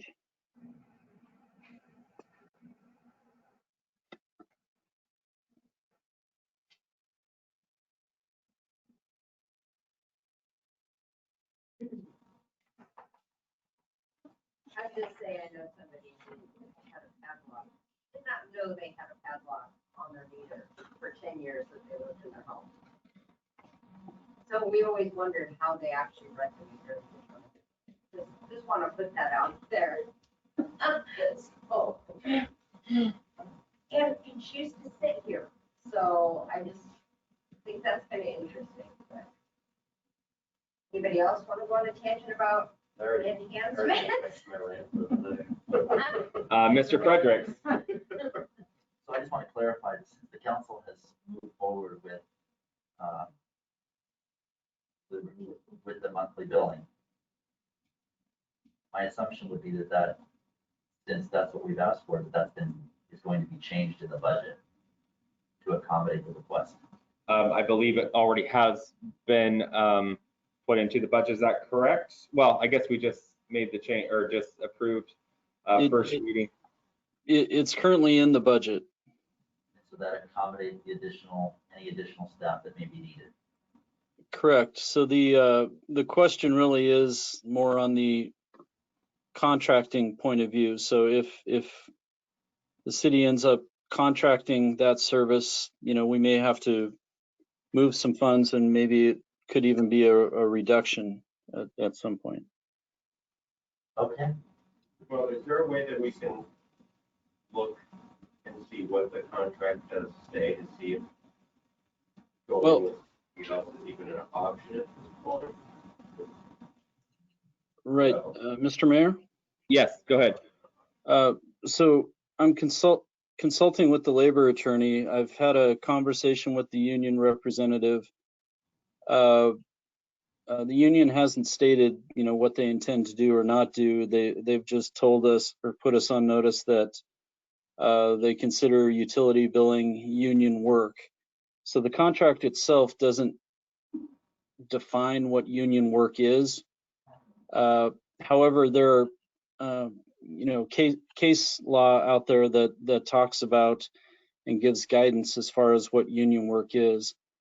So what I'm attempting to do right now is to get some good legal advice, engage in a conversation with the union representative, and see if we can come to some resolution.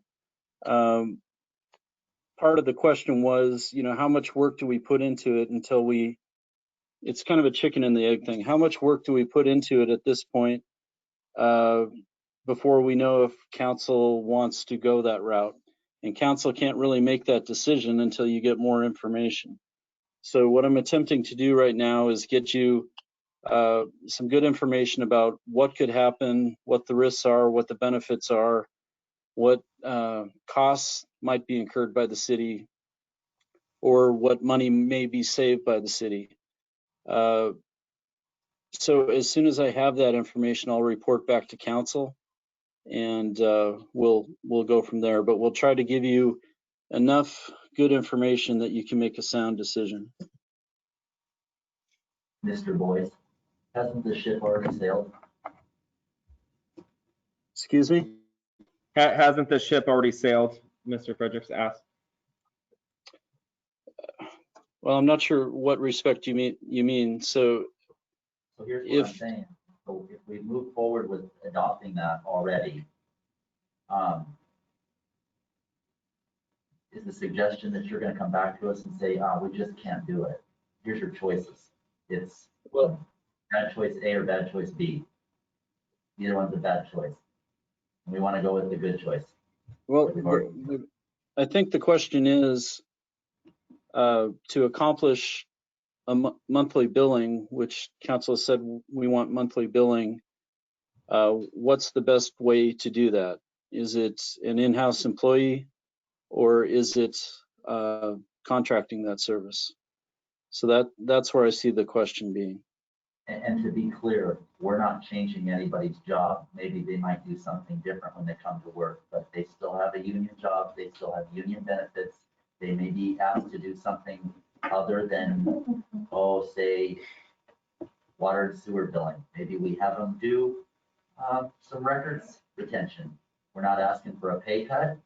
We might have them job shadow. We could maybe work on some cross training, get people cross trained in the office. There seems to be so many other things that are being requested on here that clerk could do. Is that not an option? And we'll be discussing that with the union.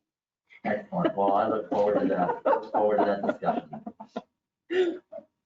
I guess my closing statement, and hopefully we can wrap this up and move on to the next item, is that there are a number of cities that are already completing this, and I'm sure that there have been some challenges and a learning curve or past practice, or not past practices, discussions that could be had with how they perhaps overcame overcame their challenge. Mr. Smith. That would be the benefit of having somebody in there long term to start keeping track of this, and so that they can go and make the corrections that are needed. Because nothing's done quickly with any city or government. And here's another thing I can tell you from my past experience. My past experience tells me if it's new and it's coming to Woodland, unless there's total agreement by everybody, it isn't going to happen. And I see this time and time again since I've been here. It's like, oh, can't do this because it's new. And that's not the way we've always done it. And I guess what I'm saying is, definition of insanity, doing the same thing over and over again and expecting different results. That's why in my mind, that's why we're trying to change it and move forward with something different. Because sometimes there's a better way of doing things. And I think that needs to be recognized, that maybe the way we've always been doing it isn't the best way of doing it. And I think that that's a challenge for some people that are set in their ways. And I've just seen it time and time again. So hopefully we can execute on this request by council. Anything else on the enhancement list? Mr. Fredericks? The emergency generator that is a $25,000 request. Tell me a little bit about it. I don't know if Chief Kelly can hear me about why you want to move forward with that. I have an understanding, but I mean, I get it by what you're asking for here, but help me understand a little bit more. Well, we're kind of a central hub for, maybe, and I don't want to say it out loud, but potential natural disasters. The city has been a victim of a couple in the recent past. And the way our facility is built, there is no sustainable resources within the city if we were to become the south end of Cowlitz County, north end of Clark County Emergency Operations Center. Emergency generator would keep us functioning for whatever time we can in order to potentially save the lives of the citizens of Woodland and the surrounding area. If we had a generator that would maintain, that would help us to maintain communications, data exchange, and the like. And we don't have any of that. However, they do have one across the other side of the parking lot that they're able to sustain business during a natural disaster. And that's the only reason I'm asking for it. We don't have adequate communications in this building now as it stands, but if the council decided to move forward on an emergency generator, that would get the ball rolling towards it. Chief Kelly, when you're saying the other side of the parking lot, I'm assuming you're referring to the fire department? That's correct. Okay. It would seem to me that out of the roughly $200,000 that we have of Prop 1 money from 2020, it would seem to me that that would be a prudent expense of $25,000 on behalf of the citizens of Woodland to make sure that we are operational in a some sort of an event. I'd rather be proactive about something like that than to have an issue and end up having to be reactive and say, why didn't you plan better for this? Along those same lines, I would also ask that council consider the $3,500 request as well.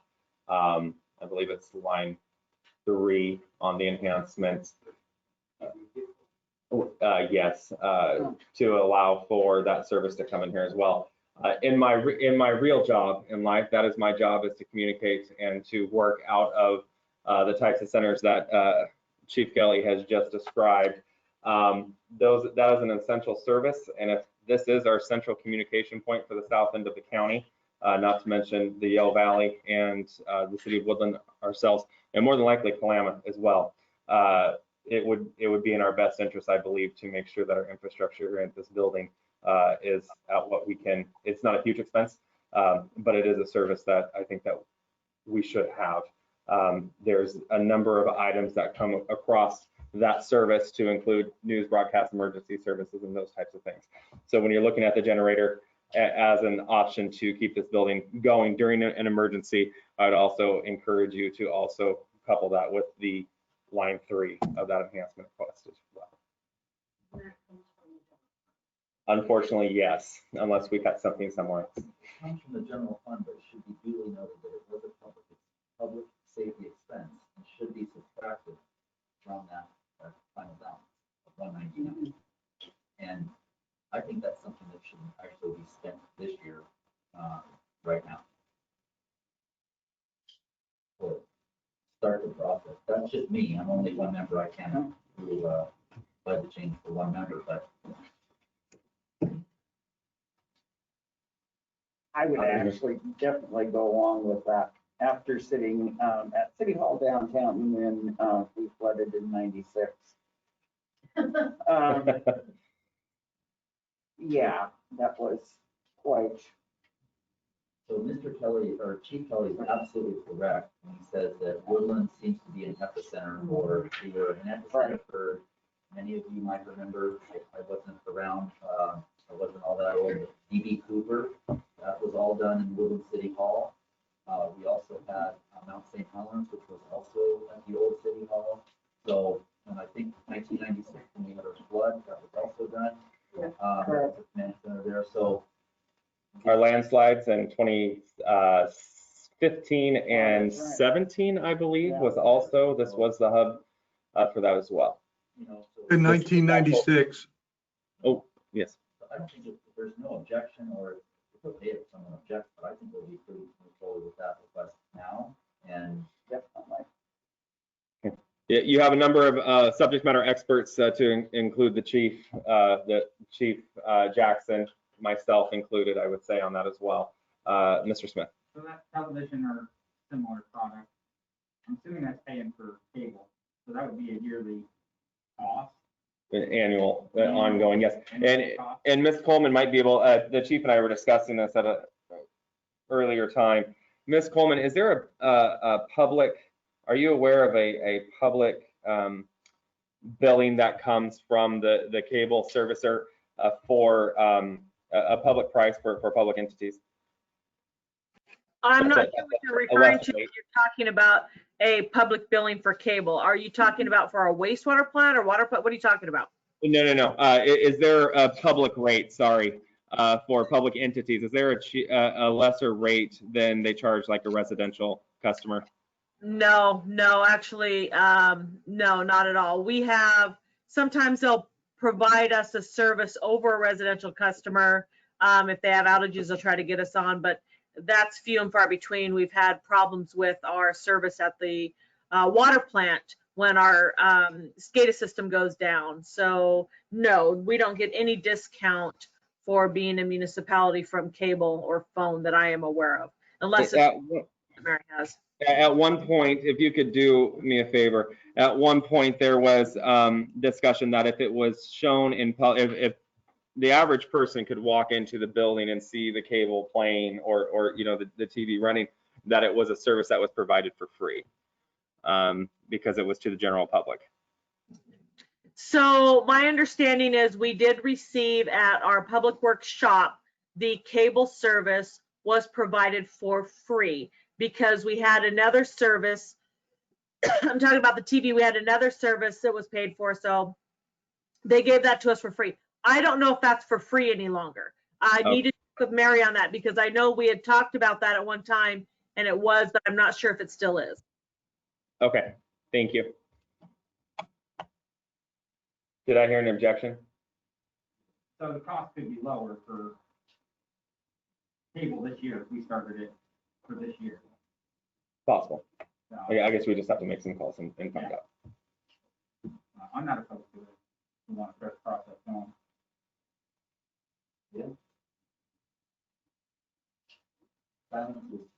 Okay. What about Carl? What does Carl have to say? Carl, you got anything on this one? Well, maybe a little bit. Will, you were talking those other entities. Could we go out and reach out to them for maybe some money to get this generator? Because we are helping them out too. Asking who? I'm sorry, you cut out. All those other entities you're talking about, you know, because we're the gateway and helping the main hub right here. Okay, all right. If we could just get our 20% tax or public safety tax back from the county, it would easily fund that generator. I'll write the letter myself and send it to the board. I'm sure they're dying to hear from me. No, that's a good point, Carl. Okay. All right. Anything else on the enhancement list or discussion on that? Mrs. Holland. Something I've always wondered, did we, the city of Woodland, buy the city hall building, the annex, whatever building you're in right now? Is it rented or do you own it? We own it. We own that building and we own 100 Davidson. Would you like to buy it? Well,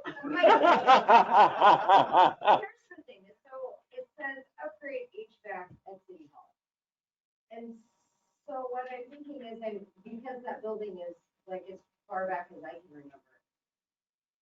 My thought is maybe you don't drop a bunch of money on an HVAC system in a building that the roof leaks every winter and it costs a bunch of money and the insurance rates I'm sure go up because it floods every winter. So my question is that what's wrong with it? Ms. Coleman, can you In speak? there Currently. I know Ms. Coleman has had some folks in there inspecting that and going through it. The HVAC system at City Hall is listed on the enhancement. Can you speak to that item? Mrs. Holland is stating, why would we upgrade it in an old building that leaks? And is it necessary? Actually, the roof was replaced, I should say. We're no longer leaking. Thank you. Go ahead, Tracy, I'm It's sorry. necessary to invest in the item. One of the items that we looked at is the HVAC system because it doesn't adequately heat or cool the entire building as it should. And then also with Public Works moving over to the facility, there's another room that we need to provide ventilation to. And so what we were looking at is two items. First of all, updating the current system to adequately supply even heat and cool throughout the building, and then also some additional ventilation, and see if we can bump up that filtration system that would maybe filter some of the virus in the air. Not so much COVID-19, but another filtration system, like bump it up from a 13 filter to a 15 or 18, that would help with some of the I guess cold and bacteria that is filtered in the air system from the building. But the main reason why we had that on there is, and Pete, you can jump into, is there were some CARES Act money that might be available to upgrade the system. And since we were moving more people into the building, we had looked at that CARES Act funding. But I'm going to let Pete speak a little bit more about that and what your thoughts are, Pete. Yeah, so really the main issue is up front, especially during the summer, you can get temperatures as, in the upper 70s. My office in the back, I've got a little thermometer in here. I've got, it can get down to 56. So I have a little space heater, it works for me. But when we turn the AC up to help the folks in the front, the community development office and other places in the building get very cold, and it's just uneven heating and cooling. At this point, I don't believe we're going to be able to use CARES Act dollars to help cover the cost. So if we do this, it's going to be a general fund expense.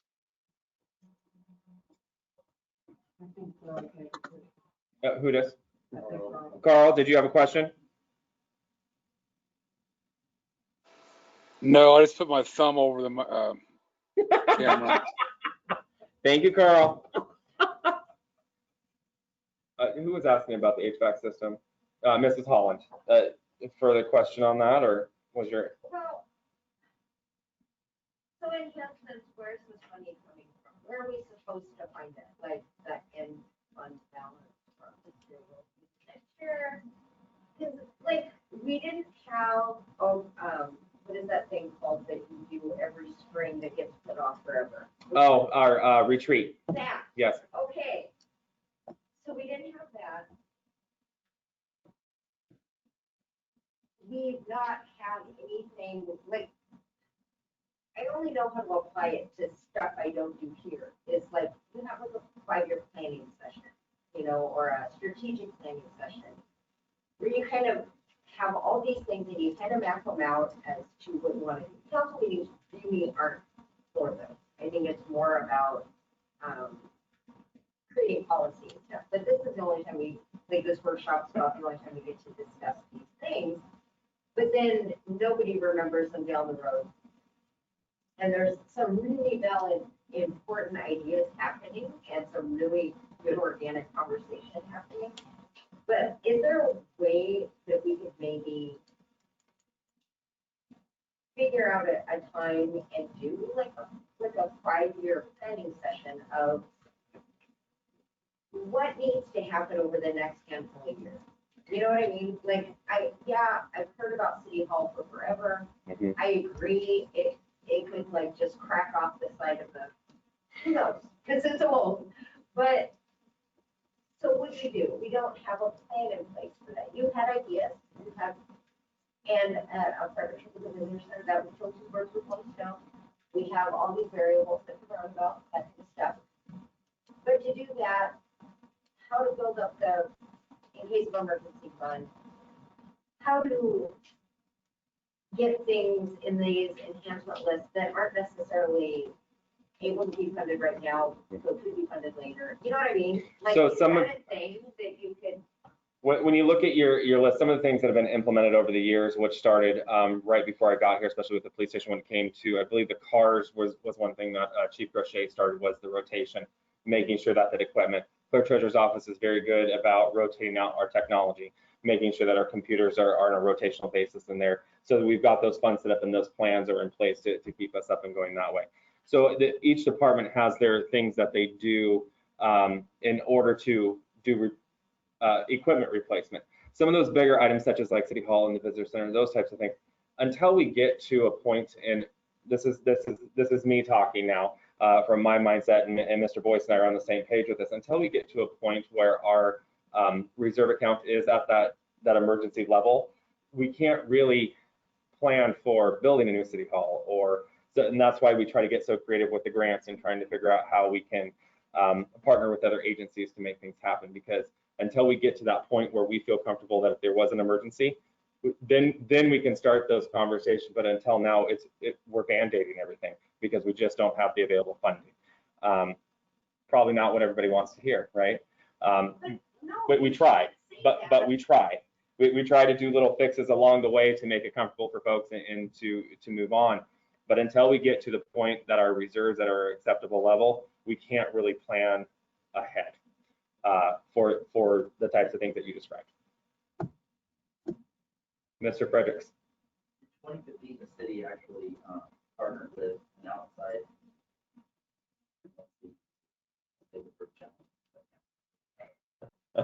Yes. And we did a strategic plan.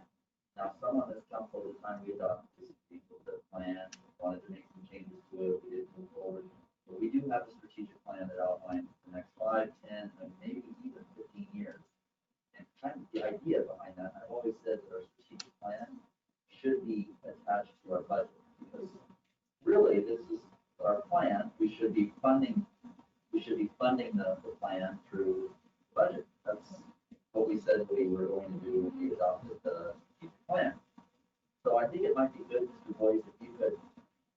Mr. Boyce, if you could track down the strategic plan, the last one that was completed, that would be great. And then provide that to council to kind of see what it said. And it might be time for us to consider doing another strategic planning session. I think I'll jump in real quick, Mr. Boyce, for you. That this is an ongoing conversation between Mr. Boyce and myself. Something that we continually go back to when I first took over in 2016, that was my roadmap. But at the time, we didn't have a council that was cohesive to allow the implementation of that document. I tried. We just had some challenges, that's all. So Mr. Boyce and I over the last few years have been having that conversation of what does this look like? It needs to be updated. The former mayor is still at the front of that page. So one thing that we had discussed earlier in this year, going into our retreat that didn't happen because of COVID, was to update that document with council to give us our roadmap and to start that process again. We just haven't been able to have that conversation yet. But it is something that is on the front page of something that needs to be completed, and we're aware of that. But until we're able to get together and start having those conversations. Mr. Boyce? No, I agree with you. I was going to mention that, yes, the strategic plan, it's due to be updated. So we need to make that happen.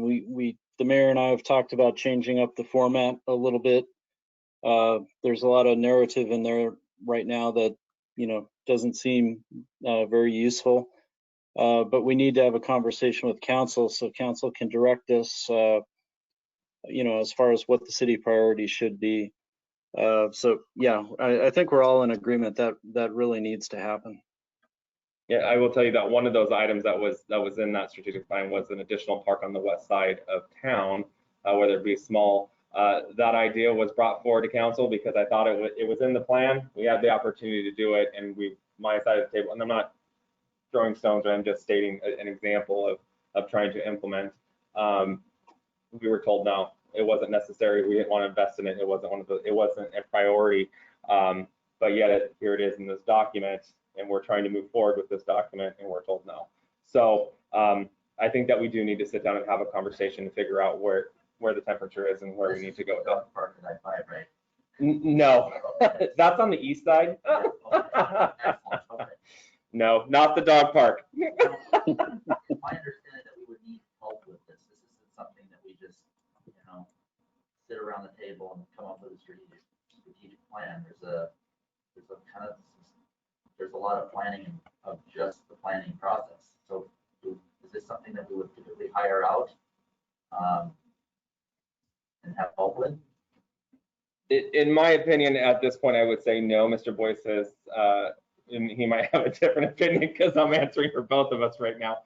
Mr. Boyce has sought out a really good some examples, and as we sat down and went through them, that we both agreed upon that a much simpler, non-cumbersome example than what we had before. We had a Bible before. Mr. Boyce has found an award-winning example that is one page. The strategic plan for Cowlitz County is over 400 pages. Well, so my question. Keep it simple. So my question is, you need 2 more months of emergency funds before we can do anything else.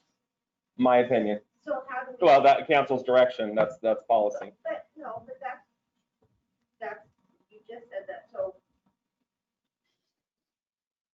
we can't really do that by hiring more people and doing more things from this, unless there's specific money already available for that.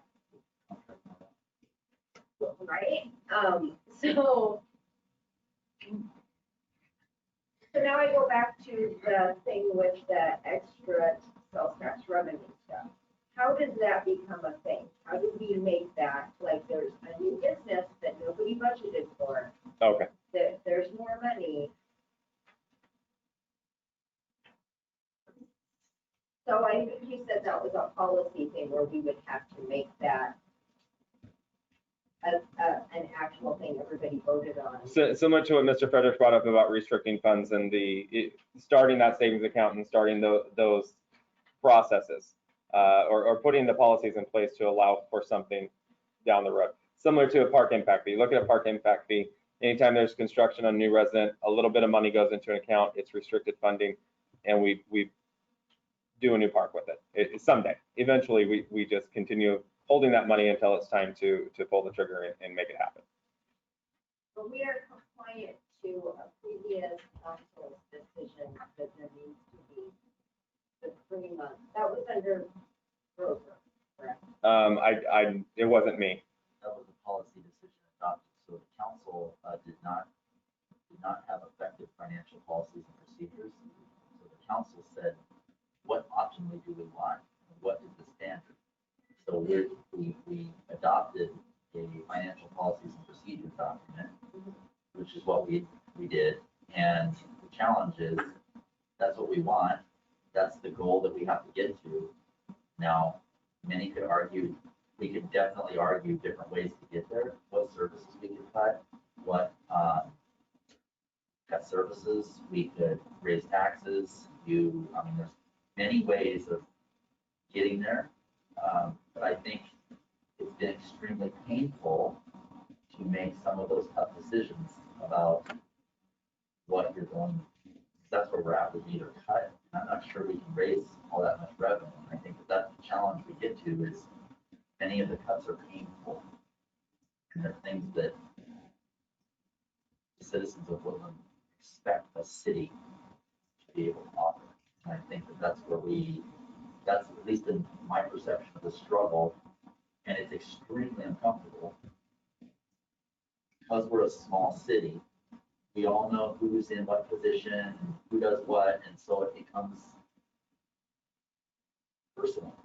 People have personal feelings about how dare you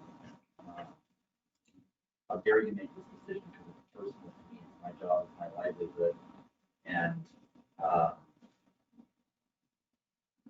we've actually had that where we've had people in the audience crying as we're approving a budget that has their job eliminated.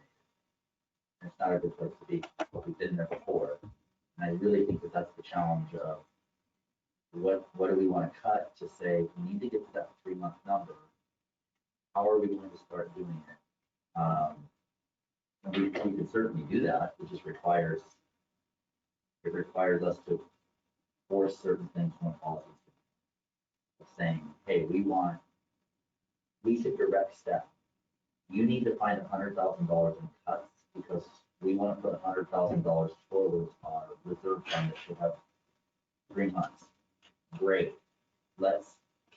We can direct staff to say, we want you to find 100,000, or we can say, we set policy, the budget is ours, we're going to cut 100,000. Here's where we think it's appropriate to do, and we could meet at the finance committee, and we could come up with these things, or we could direct staff to do it. That's one way. We can raise revenue. I think we have some room left on our utility tax. But I don't think there's appetite for that here. We could raise car tab fees for street maintenance, which we know it needs to be done. I think that's a bad choice. I don't think that would go over well. I would agree with you. That's a bad choice. Especially since we've adopted the stormwater utility, which is supposed to help us with that. So there's ways of doing it, but all those ways are extremely uncomfortable. And it is frustrating because I would like to get to 6 months of expenditures of revenue to pay for unexpected expenditures in a downturn. 2008, 2009 was very difficult. And that's when we had employees in the audience that were losing their jobs. And it was because you have a certain amount of revenue and you've got a certain amount of expense, and you have to, we're not like the federal government. We can't print money. We actually have to adopt a balanced budget. So yeah, I get it. It's frustrating to get to that number, and we've actually stayed very stagnant on our general reserve, where it's just stayed right at $1 million in the 301 fund. And it hasn't been without trying either. Over the last 5 years, we've really, I believe, and I'm very proud of the fact that we've reduced a lot of things. And I think Mr. Fredericks, you had said it during our last budget that you couldn't find anything to cut because we had already done that. And I think that the budget process now is coming down to a fine tuning situation and prompting the conversations that you're having now of how do we get better at it. And Mr. Frederick's statements of, but we don't have the revenue, so what do we need to do as policymakers to get better? Because we have cut as I think that we have cut as much as we can. I really do. And indeed, if this were a business, the model's too expensive, you close it down, you change the model. Yes. The challenge is we don't have the ability to change the model. As Mr. Smith on the end indicated, we don't have that ability to change the model. So I joked about it. I said, what do you think we should do? Close it down for 6 months and open it up under new management? And then there's nothing against, Mr. Toys or the staff or anything, but if you were running a business, you wouldn't run that way. And that's probably why we don't run the city like we run a business. And it's unfortunate because when you look at our fixed costs are rising faster than the revenues right. And that is a recipe for disaster when your fixed costs, which in this case is high labor, high benefit expense. It is unsustainable. It is absolutely unsustainable. We'll get to a point where we're going to have a state of revenue. But that's not just going to be in the city of Woodland. That's going to be in the state of Washington. And it's most likely going to be at a federal level as well. And that's where it's at right now. that's where it's been for many years in the state. And it's extremely frustrating. It's the payroll thing where it's at, if I'm reading this correctly, it's just built into their contracts that they get a cost of living increase every year forever. It's something that's negotiated along with some other items. So every year forever. Not necessarily. There was a time where I believe that no increases were given. The time period that Mr. Fredericks referenced would be the downturn in the economy in 08 and 09. I believe that there was a time that the executive team did not receive an increase for 4 years. And they just started getting those, I think, again. I want to, maybe it stopped in 2012 or it started again in 2012. I can't. But it should be noted for those years that they were not getting, and we've had an entire staff changeover, but the years that they were not getting increases, they were getting other maneuvers to be able to add significant amount of balances to their vacation time, which they had cashed out later. So there were ways that they were still getting increases even though they didn't get an increase. And those were policy decisions that were made by the mayor's office, the previous, not Thank you mayor, for clarifying that. previous two mayors. Actually, Mr. Lasicki did not agree to that, but there was two mayors prior to him where staff got paid what I would consider flex time. And the definition of flex time was very loose. And so they were able to get a lot of their increase that way. But yeah, staff had, for several years did, I think it was 4 years that they didn't get an increase. And in the downturn in the economy, we were literally at a point where it was, you can go ahead and have an increase, but we're going to have to terminate people. I mean, that's where we're at because we don't have the funding. And so, and I thought that was a prudent decision from the membership to say, hey, we're hurting right now. We can't afford this. We want to keep everyone. And we also agreed to hire, we had back then, if you kept them on board for 4 years, we had grants that paid for a lot of that. So I can't remember what the term was through the cops hiring program, where one of our positions was paid for a significant amount of time before we actually had to put the bill on that. So yeah, it's been a challenging, very challenging when you look at, hey, next year, we'll do this next year. Well, next year's going to come, and we've already agreed to certain increases, and we know that we're going to get that 1% increase in property tax, and that's probably going to be it, and our costs are going to be rising faster. And now, here's another thing that I'm back in my head, the background conversations are, okay, great, now you increase the police force by set officers, and so every time you do an increase in benefits, payroll, exponentially, and the question will become is, will those taxes that you're collecting be enough to continue to pay for that? Some may argue that, yeah, it's going to be there. I have a more conservative approach that long term, 5, 10 years out, are we really going to be able to sustain that?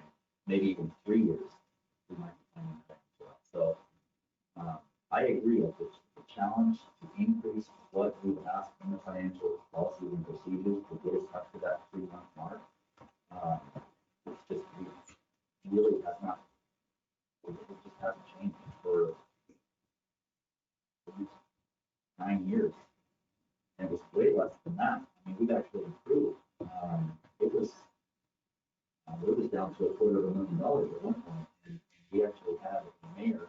The mayor who was going out suggested that the gambling money that we were going to get from the oak tree was enough to contract out the fire department, which we would have been bankrupt in 6 months had we agreed to do that. Smartest thing this council ever did was not attach anything to that money. We don't have that today. So. You can look to our neighbors, La Center, that is struggling right now. That city is really, really suffering due to the fact that they attach themselves to those casinos. That's unfortunate. I think my thoughts, I think. So my thought process is that considering that we're in what, month 9 of COVID, I think, February, yeah, so 8, 9 months, and we don't know when this is gonna be over. And again, I'm gonna remind everyone that probably half the town is underemployed or unemployed. And so people are struggling and people are having to make sacrifices.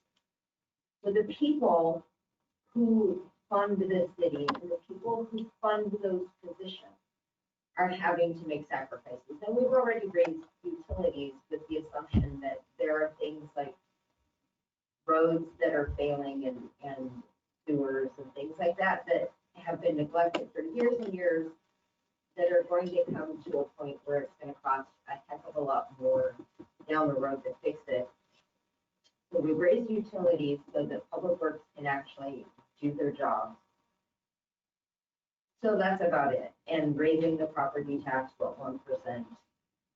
The fire department has been, the city's been annexed by the fire department, so that's going to go away. Right? So In another year. Right. So that goes away. So realistically, like, again, I'm going to go back to some of these requests, as much as I think some of them are valid. I think everybody should be under the assumption that they too have to make sacrifices, because the people who are funding these things are having to make sacrifices. So I just, that the one thing for the police department, because Prop 1 generated enough funds and things could be, things on this enhancement list could be purchased with Prop 1 dollars. Me, as a taxpayer, I would assume that would be what you would do with that money, if there's leftover money, and then hang on to it. But the other things, like, I don't even see anybody here demanding, giving me an argument as to why we need some of this. I don't even hear an argument as to why. It's just, We have assessed and put into the budget what we felt is right.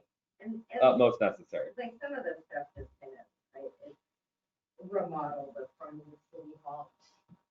No, that's an easy no. I no, I think it's silly to even come down there. I mean, great. Who's gonna pay for it? I guess if you get like a downtowners grant or something like that, to freshen up downtown, the Castle Rock. Oh, that's right. The county doesn't want to give us that money. Never mind. I'm gonna get off my thing here, but it's just, it's been a hard week. We did like 150 some odd Thanksgiving meals Saturday. Yes. And a lot of people were expressing their gratitude because they have been unemployed for a long time and that they appreciate the fact that Safeway collected the turkey bucks and provided those meals. And so when you have that in the back of your mind, it's really hard to look at things like this when you know the people who never had to ask for help are having to ask for help. And they should not. It's a slap in their face to go, look at the pretty little things we're going to do down here. And you have to, you know, ask for help that you've never had to, you know. And a lot of people, that's a prideful thing.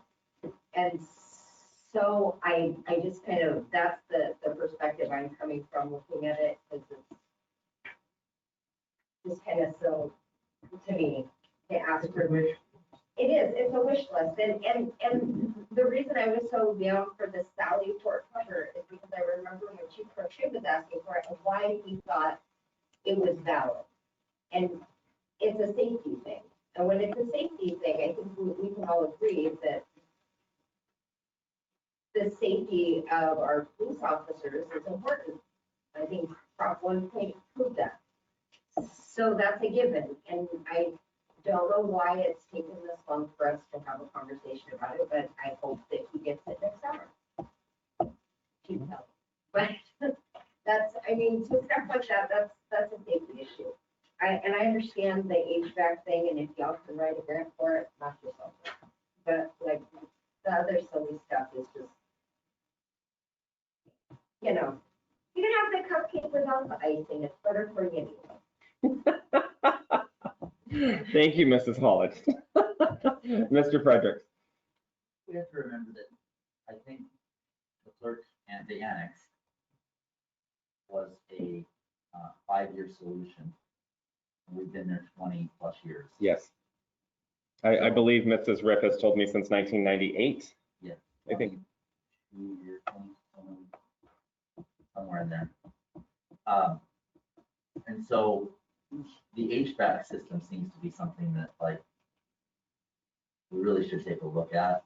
And I, you know, as the finance committee, I'd like to have some more information on exactly that, because I don't think it's appropriate that we have employees sitting in 59 degree offices where it's 59 degrees in the back and 70. I've been in the front office in the summertime. It's like, you know, it's hot. Well, and Ms. Coleman over the last couple months with the move and the consolidation has put some items into place to help reduce those temperatures, to help insulate. You will be seeing a new facade, not a new facade, a new looking city hall at a much lower rate without having to replace windows. So it is coming. There's been some foam board that's been put in the windows that will soon be covered up. It'll look more professional to the outside public, to the employees inside as well. So that project's not done, but we're doing the best that we can with the resources we have. And Ms. Coleman has been extremely outside of the box thinking on how to do these without putting so much money into the infrastructure. And has there been any discussion yet on what we're doing with the property at the old city hall where the fire department is there? I believe 2 years ago, I approached council and asked for a decision and never got one. Whether we were going to sell it or if we were going to leave it abandoned, what we were doing with it. But you have to remember too that currently right now, it's our record storage area. We don't have any other place to keep dry storage for our records that we're required to keep. So if we do get rid of it, so this was the challenge, and this is what prompted the conversation about building a new city hall and doing those things, and where we can go and find money through grants and grant matches and bringing other organizations in to help that facility come to fruition.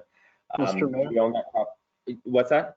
I just wanted to mention that we did put a request for proposals out for that building. Yes. We did work with one company for a while, and it turned out the building needed more renovation than they could afford to make it pencil out. So since then, we haven't acted, but we need to have that discussion. So my concern is contributing to the overall look of downtown, of having another building that is non-occupied when we've poured so much money already into it with lights and roadway and sidewalks and a new restroom and connected to the park and the plaza and everything else. So we do need to have that conversation again on what we're planning on doing with it. I was all for getting rid of it and selling it and taking that money and reinvesting it into a new property. But as time goes on, I don't think that honestly, I don't think it's in the city's best interest to get rid of it. We own that property. If we have to demolish the building and leave it empty for a while until we do have the funding, because we got to where we are to build a new facility, then that's what we do, because we've already got an investment there that's paid for. So I was under the impression that the reason that the council didn't provide you with guidance was because we were exploring public-private partnerships for that location, and I don't think the council ever heard back from that, and I don't think on the our conversation end, stopped. I don't think on our end, I don't think we just I guess that was unfair of me to say. I apologize. That's okay, my feeling was. That's good. Yeah. My feeling. The one feeling you have. So have we, and I want to say that we've done this before, but there are companies out there that will store our stuff for us. It's possible. Yeah, absolutely.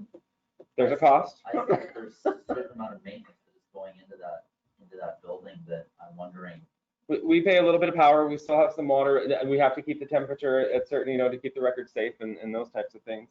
But it's a continual, it's an old building with a crack going up the side of it that can't be repaired. So yeah, you can see daylight through it. So I don't know that we're ever going to be able to, honestly, I don't know that we'll ever be able to use that building. Well, at some point, the issue will be taken care of by Mother Nature. Thank you, Mr. Fredericks. Well, will insurance cover that? Do we get the building back? Yeah.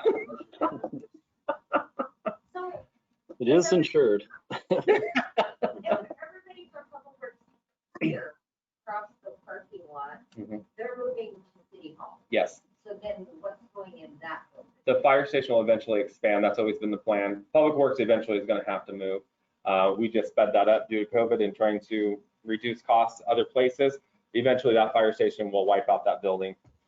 That's the plan to expand. Is it big enough for record storage? Oh, I don't know. I'm sure it is. I'm sure it is.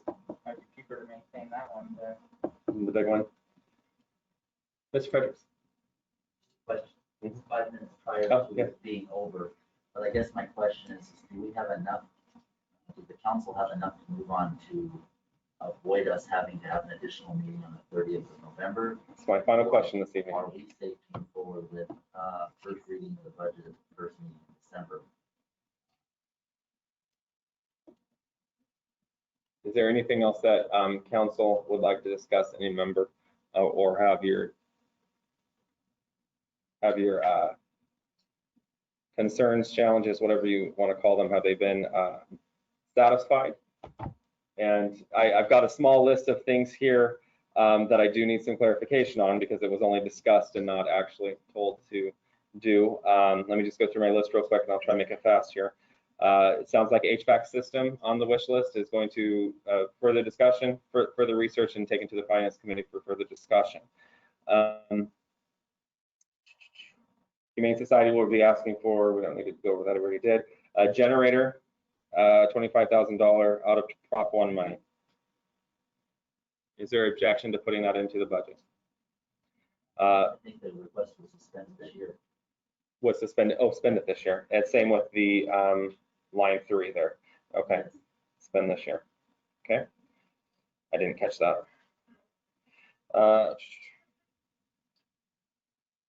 We're going to continue the conversations on strategic planning.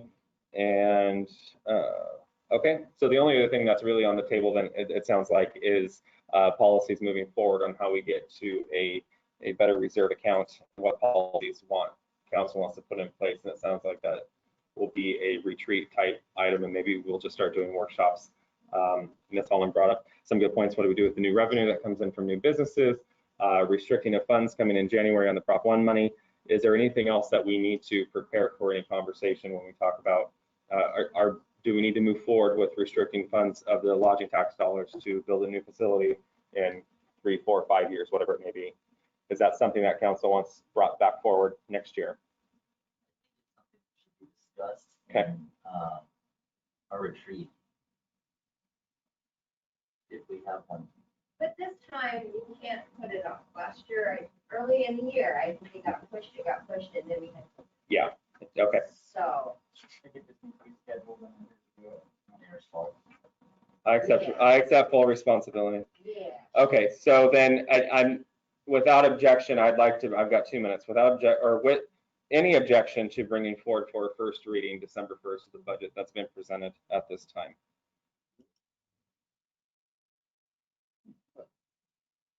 Oh. No. So then You don't have to, but at this meeting, the way it was set up to make it was the way it was set up. I think it was set up as we don't need one, but it's a special meeting. You can't make a motion at a workshop. You can't make a motion at a special meeting. Gotcha. Go figure. which happens to be worse. What does the mayor need? He has a minute. The mayor needs to know if we're having a meeting on Monday or if I'm to bring this completed to you on the first meeting in December. Move to adjourn. So that would be December 7th? Yeah. Motion on the floor to adjourn by Councilmember Frederick, seconded by Councilmember Smith. All in favor say aye. Aye. Oh, it was applause of that second to the adjournment. Thank you for the record. The time is now 5. Oh, any nays? Meeting adjourned 9:59. All right. Thank you, everybody. Have a good Thanksgiving. Oh yes, happy Thanksgiving, everybody. We'll see you in December.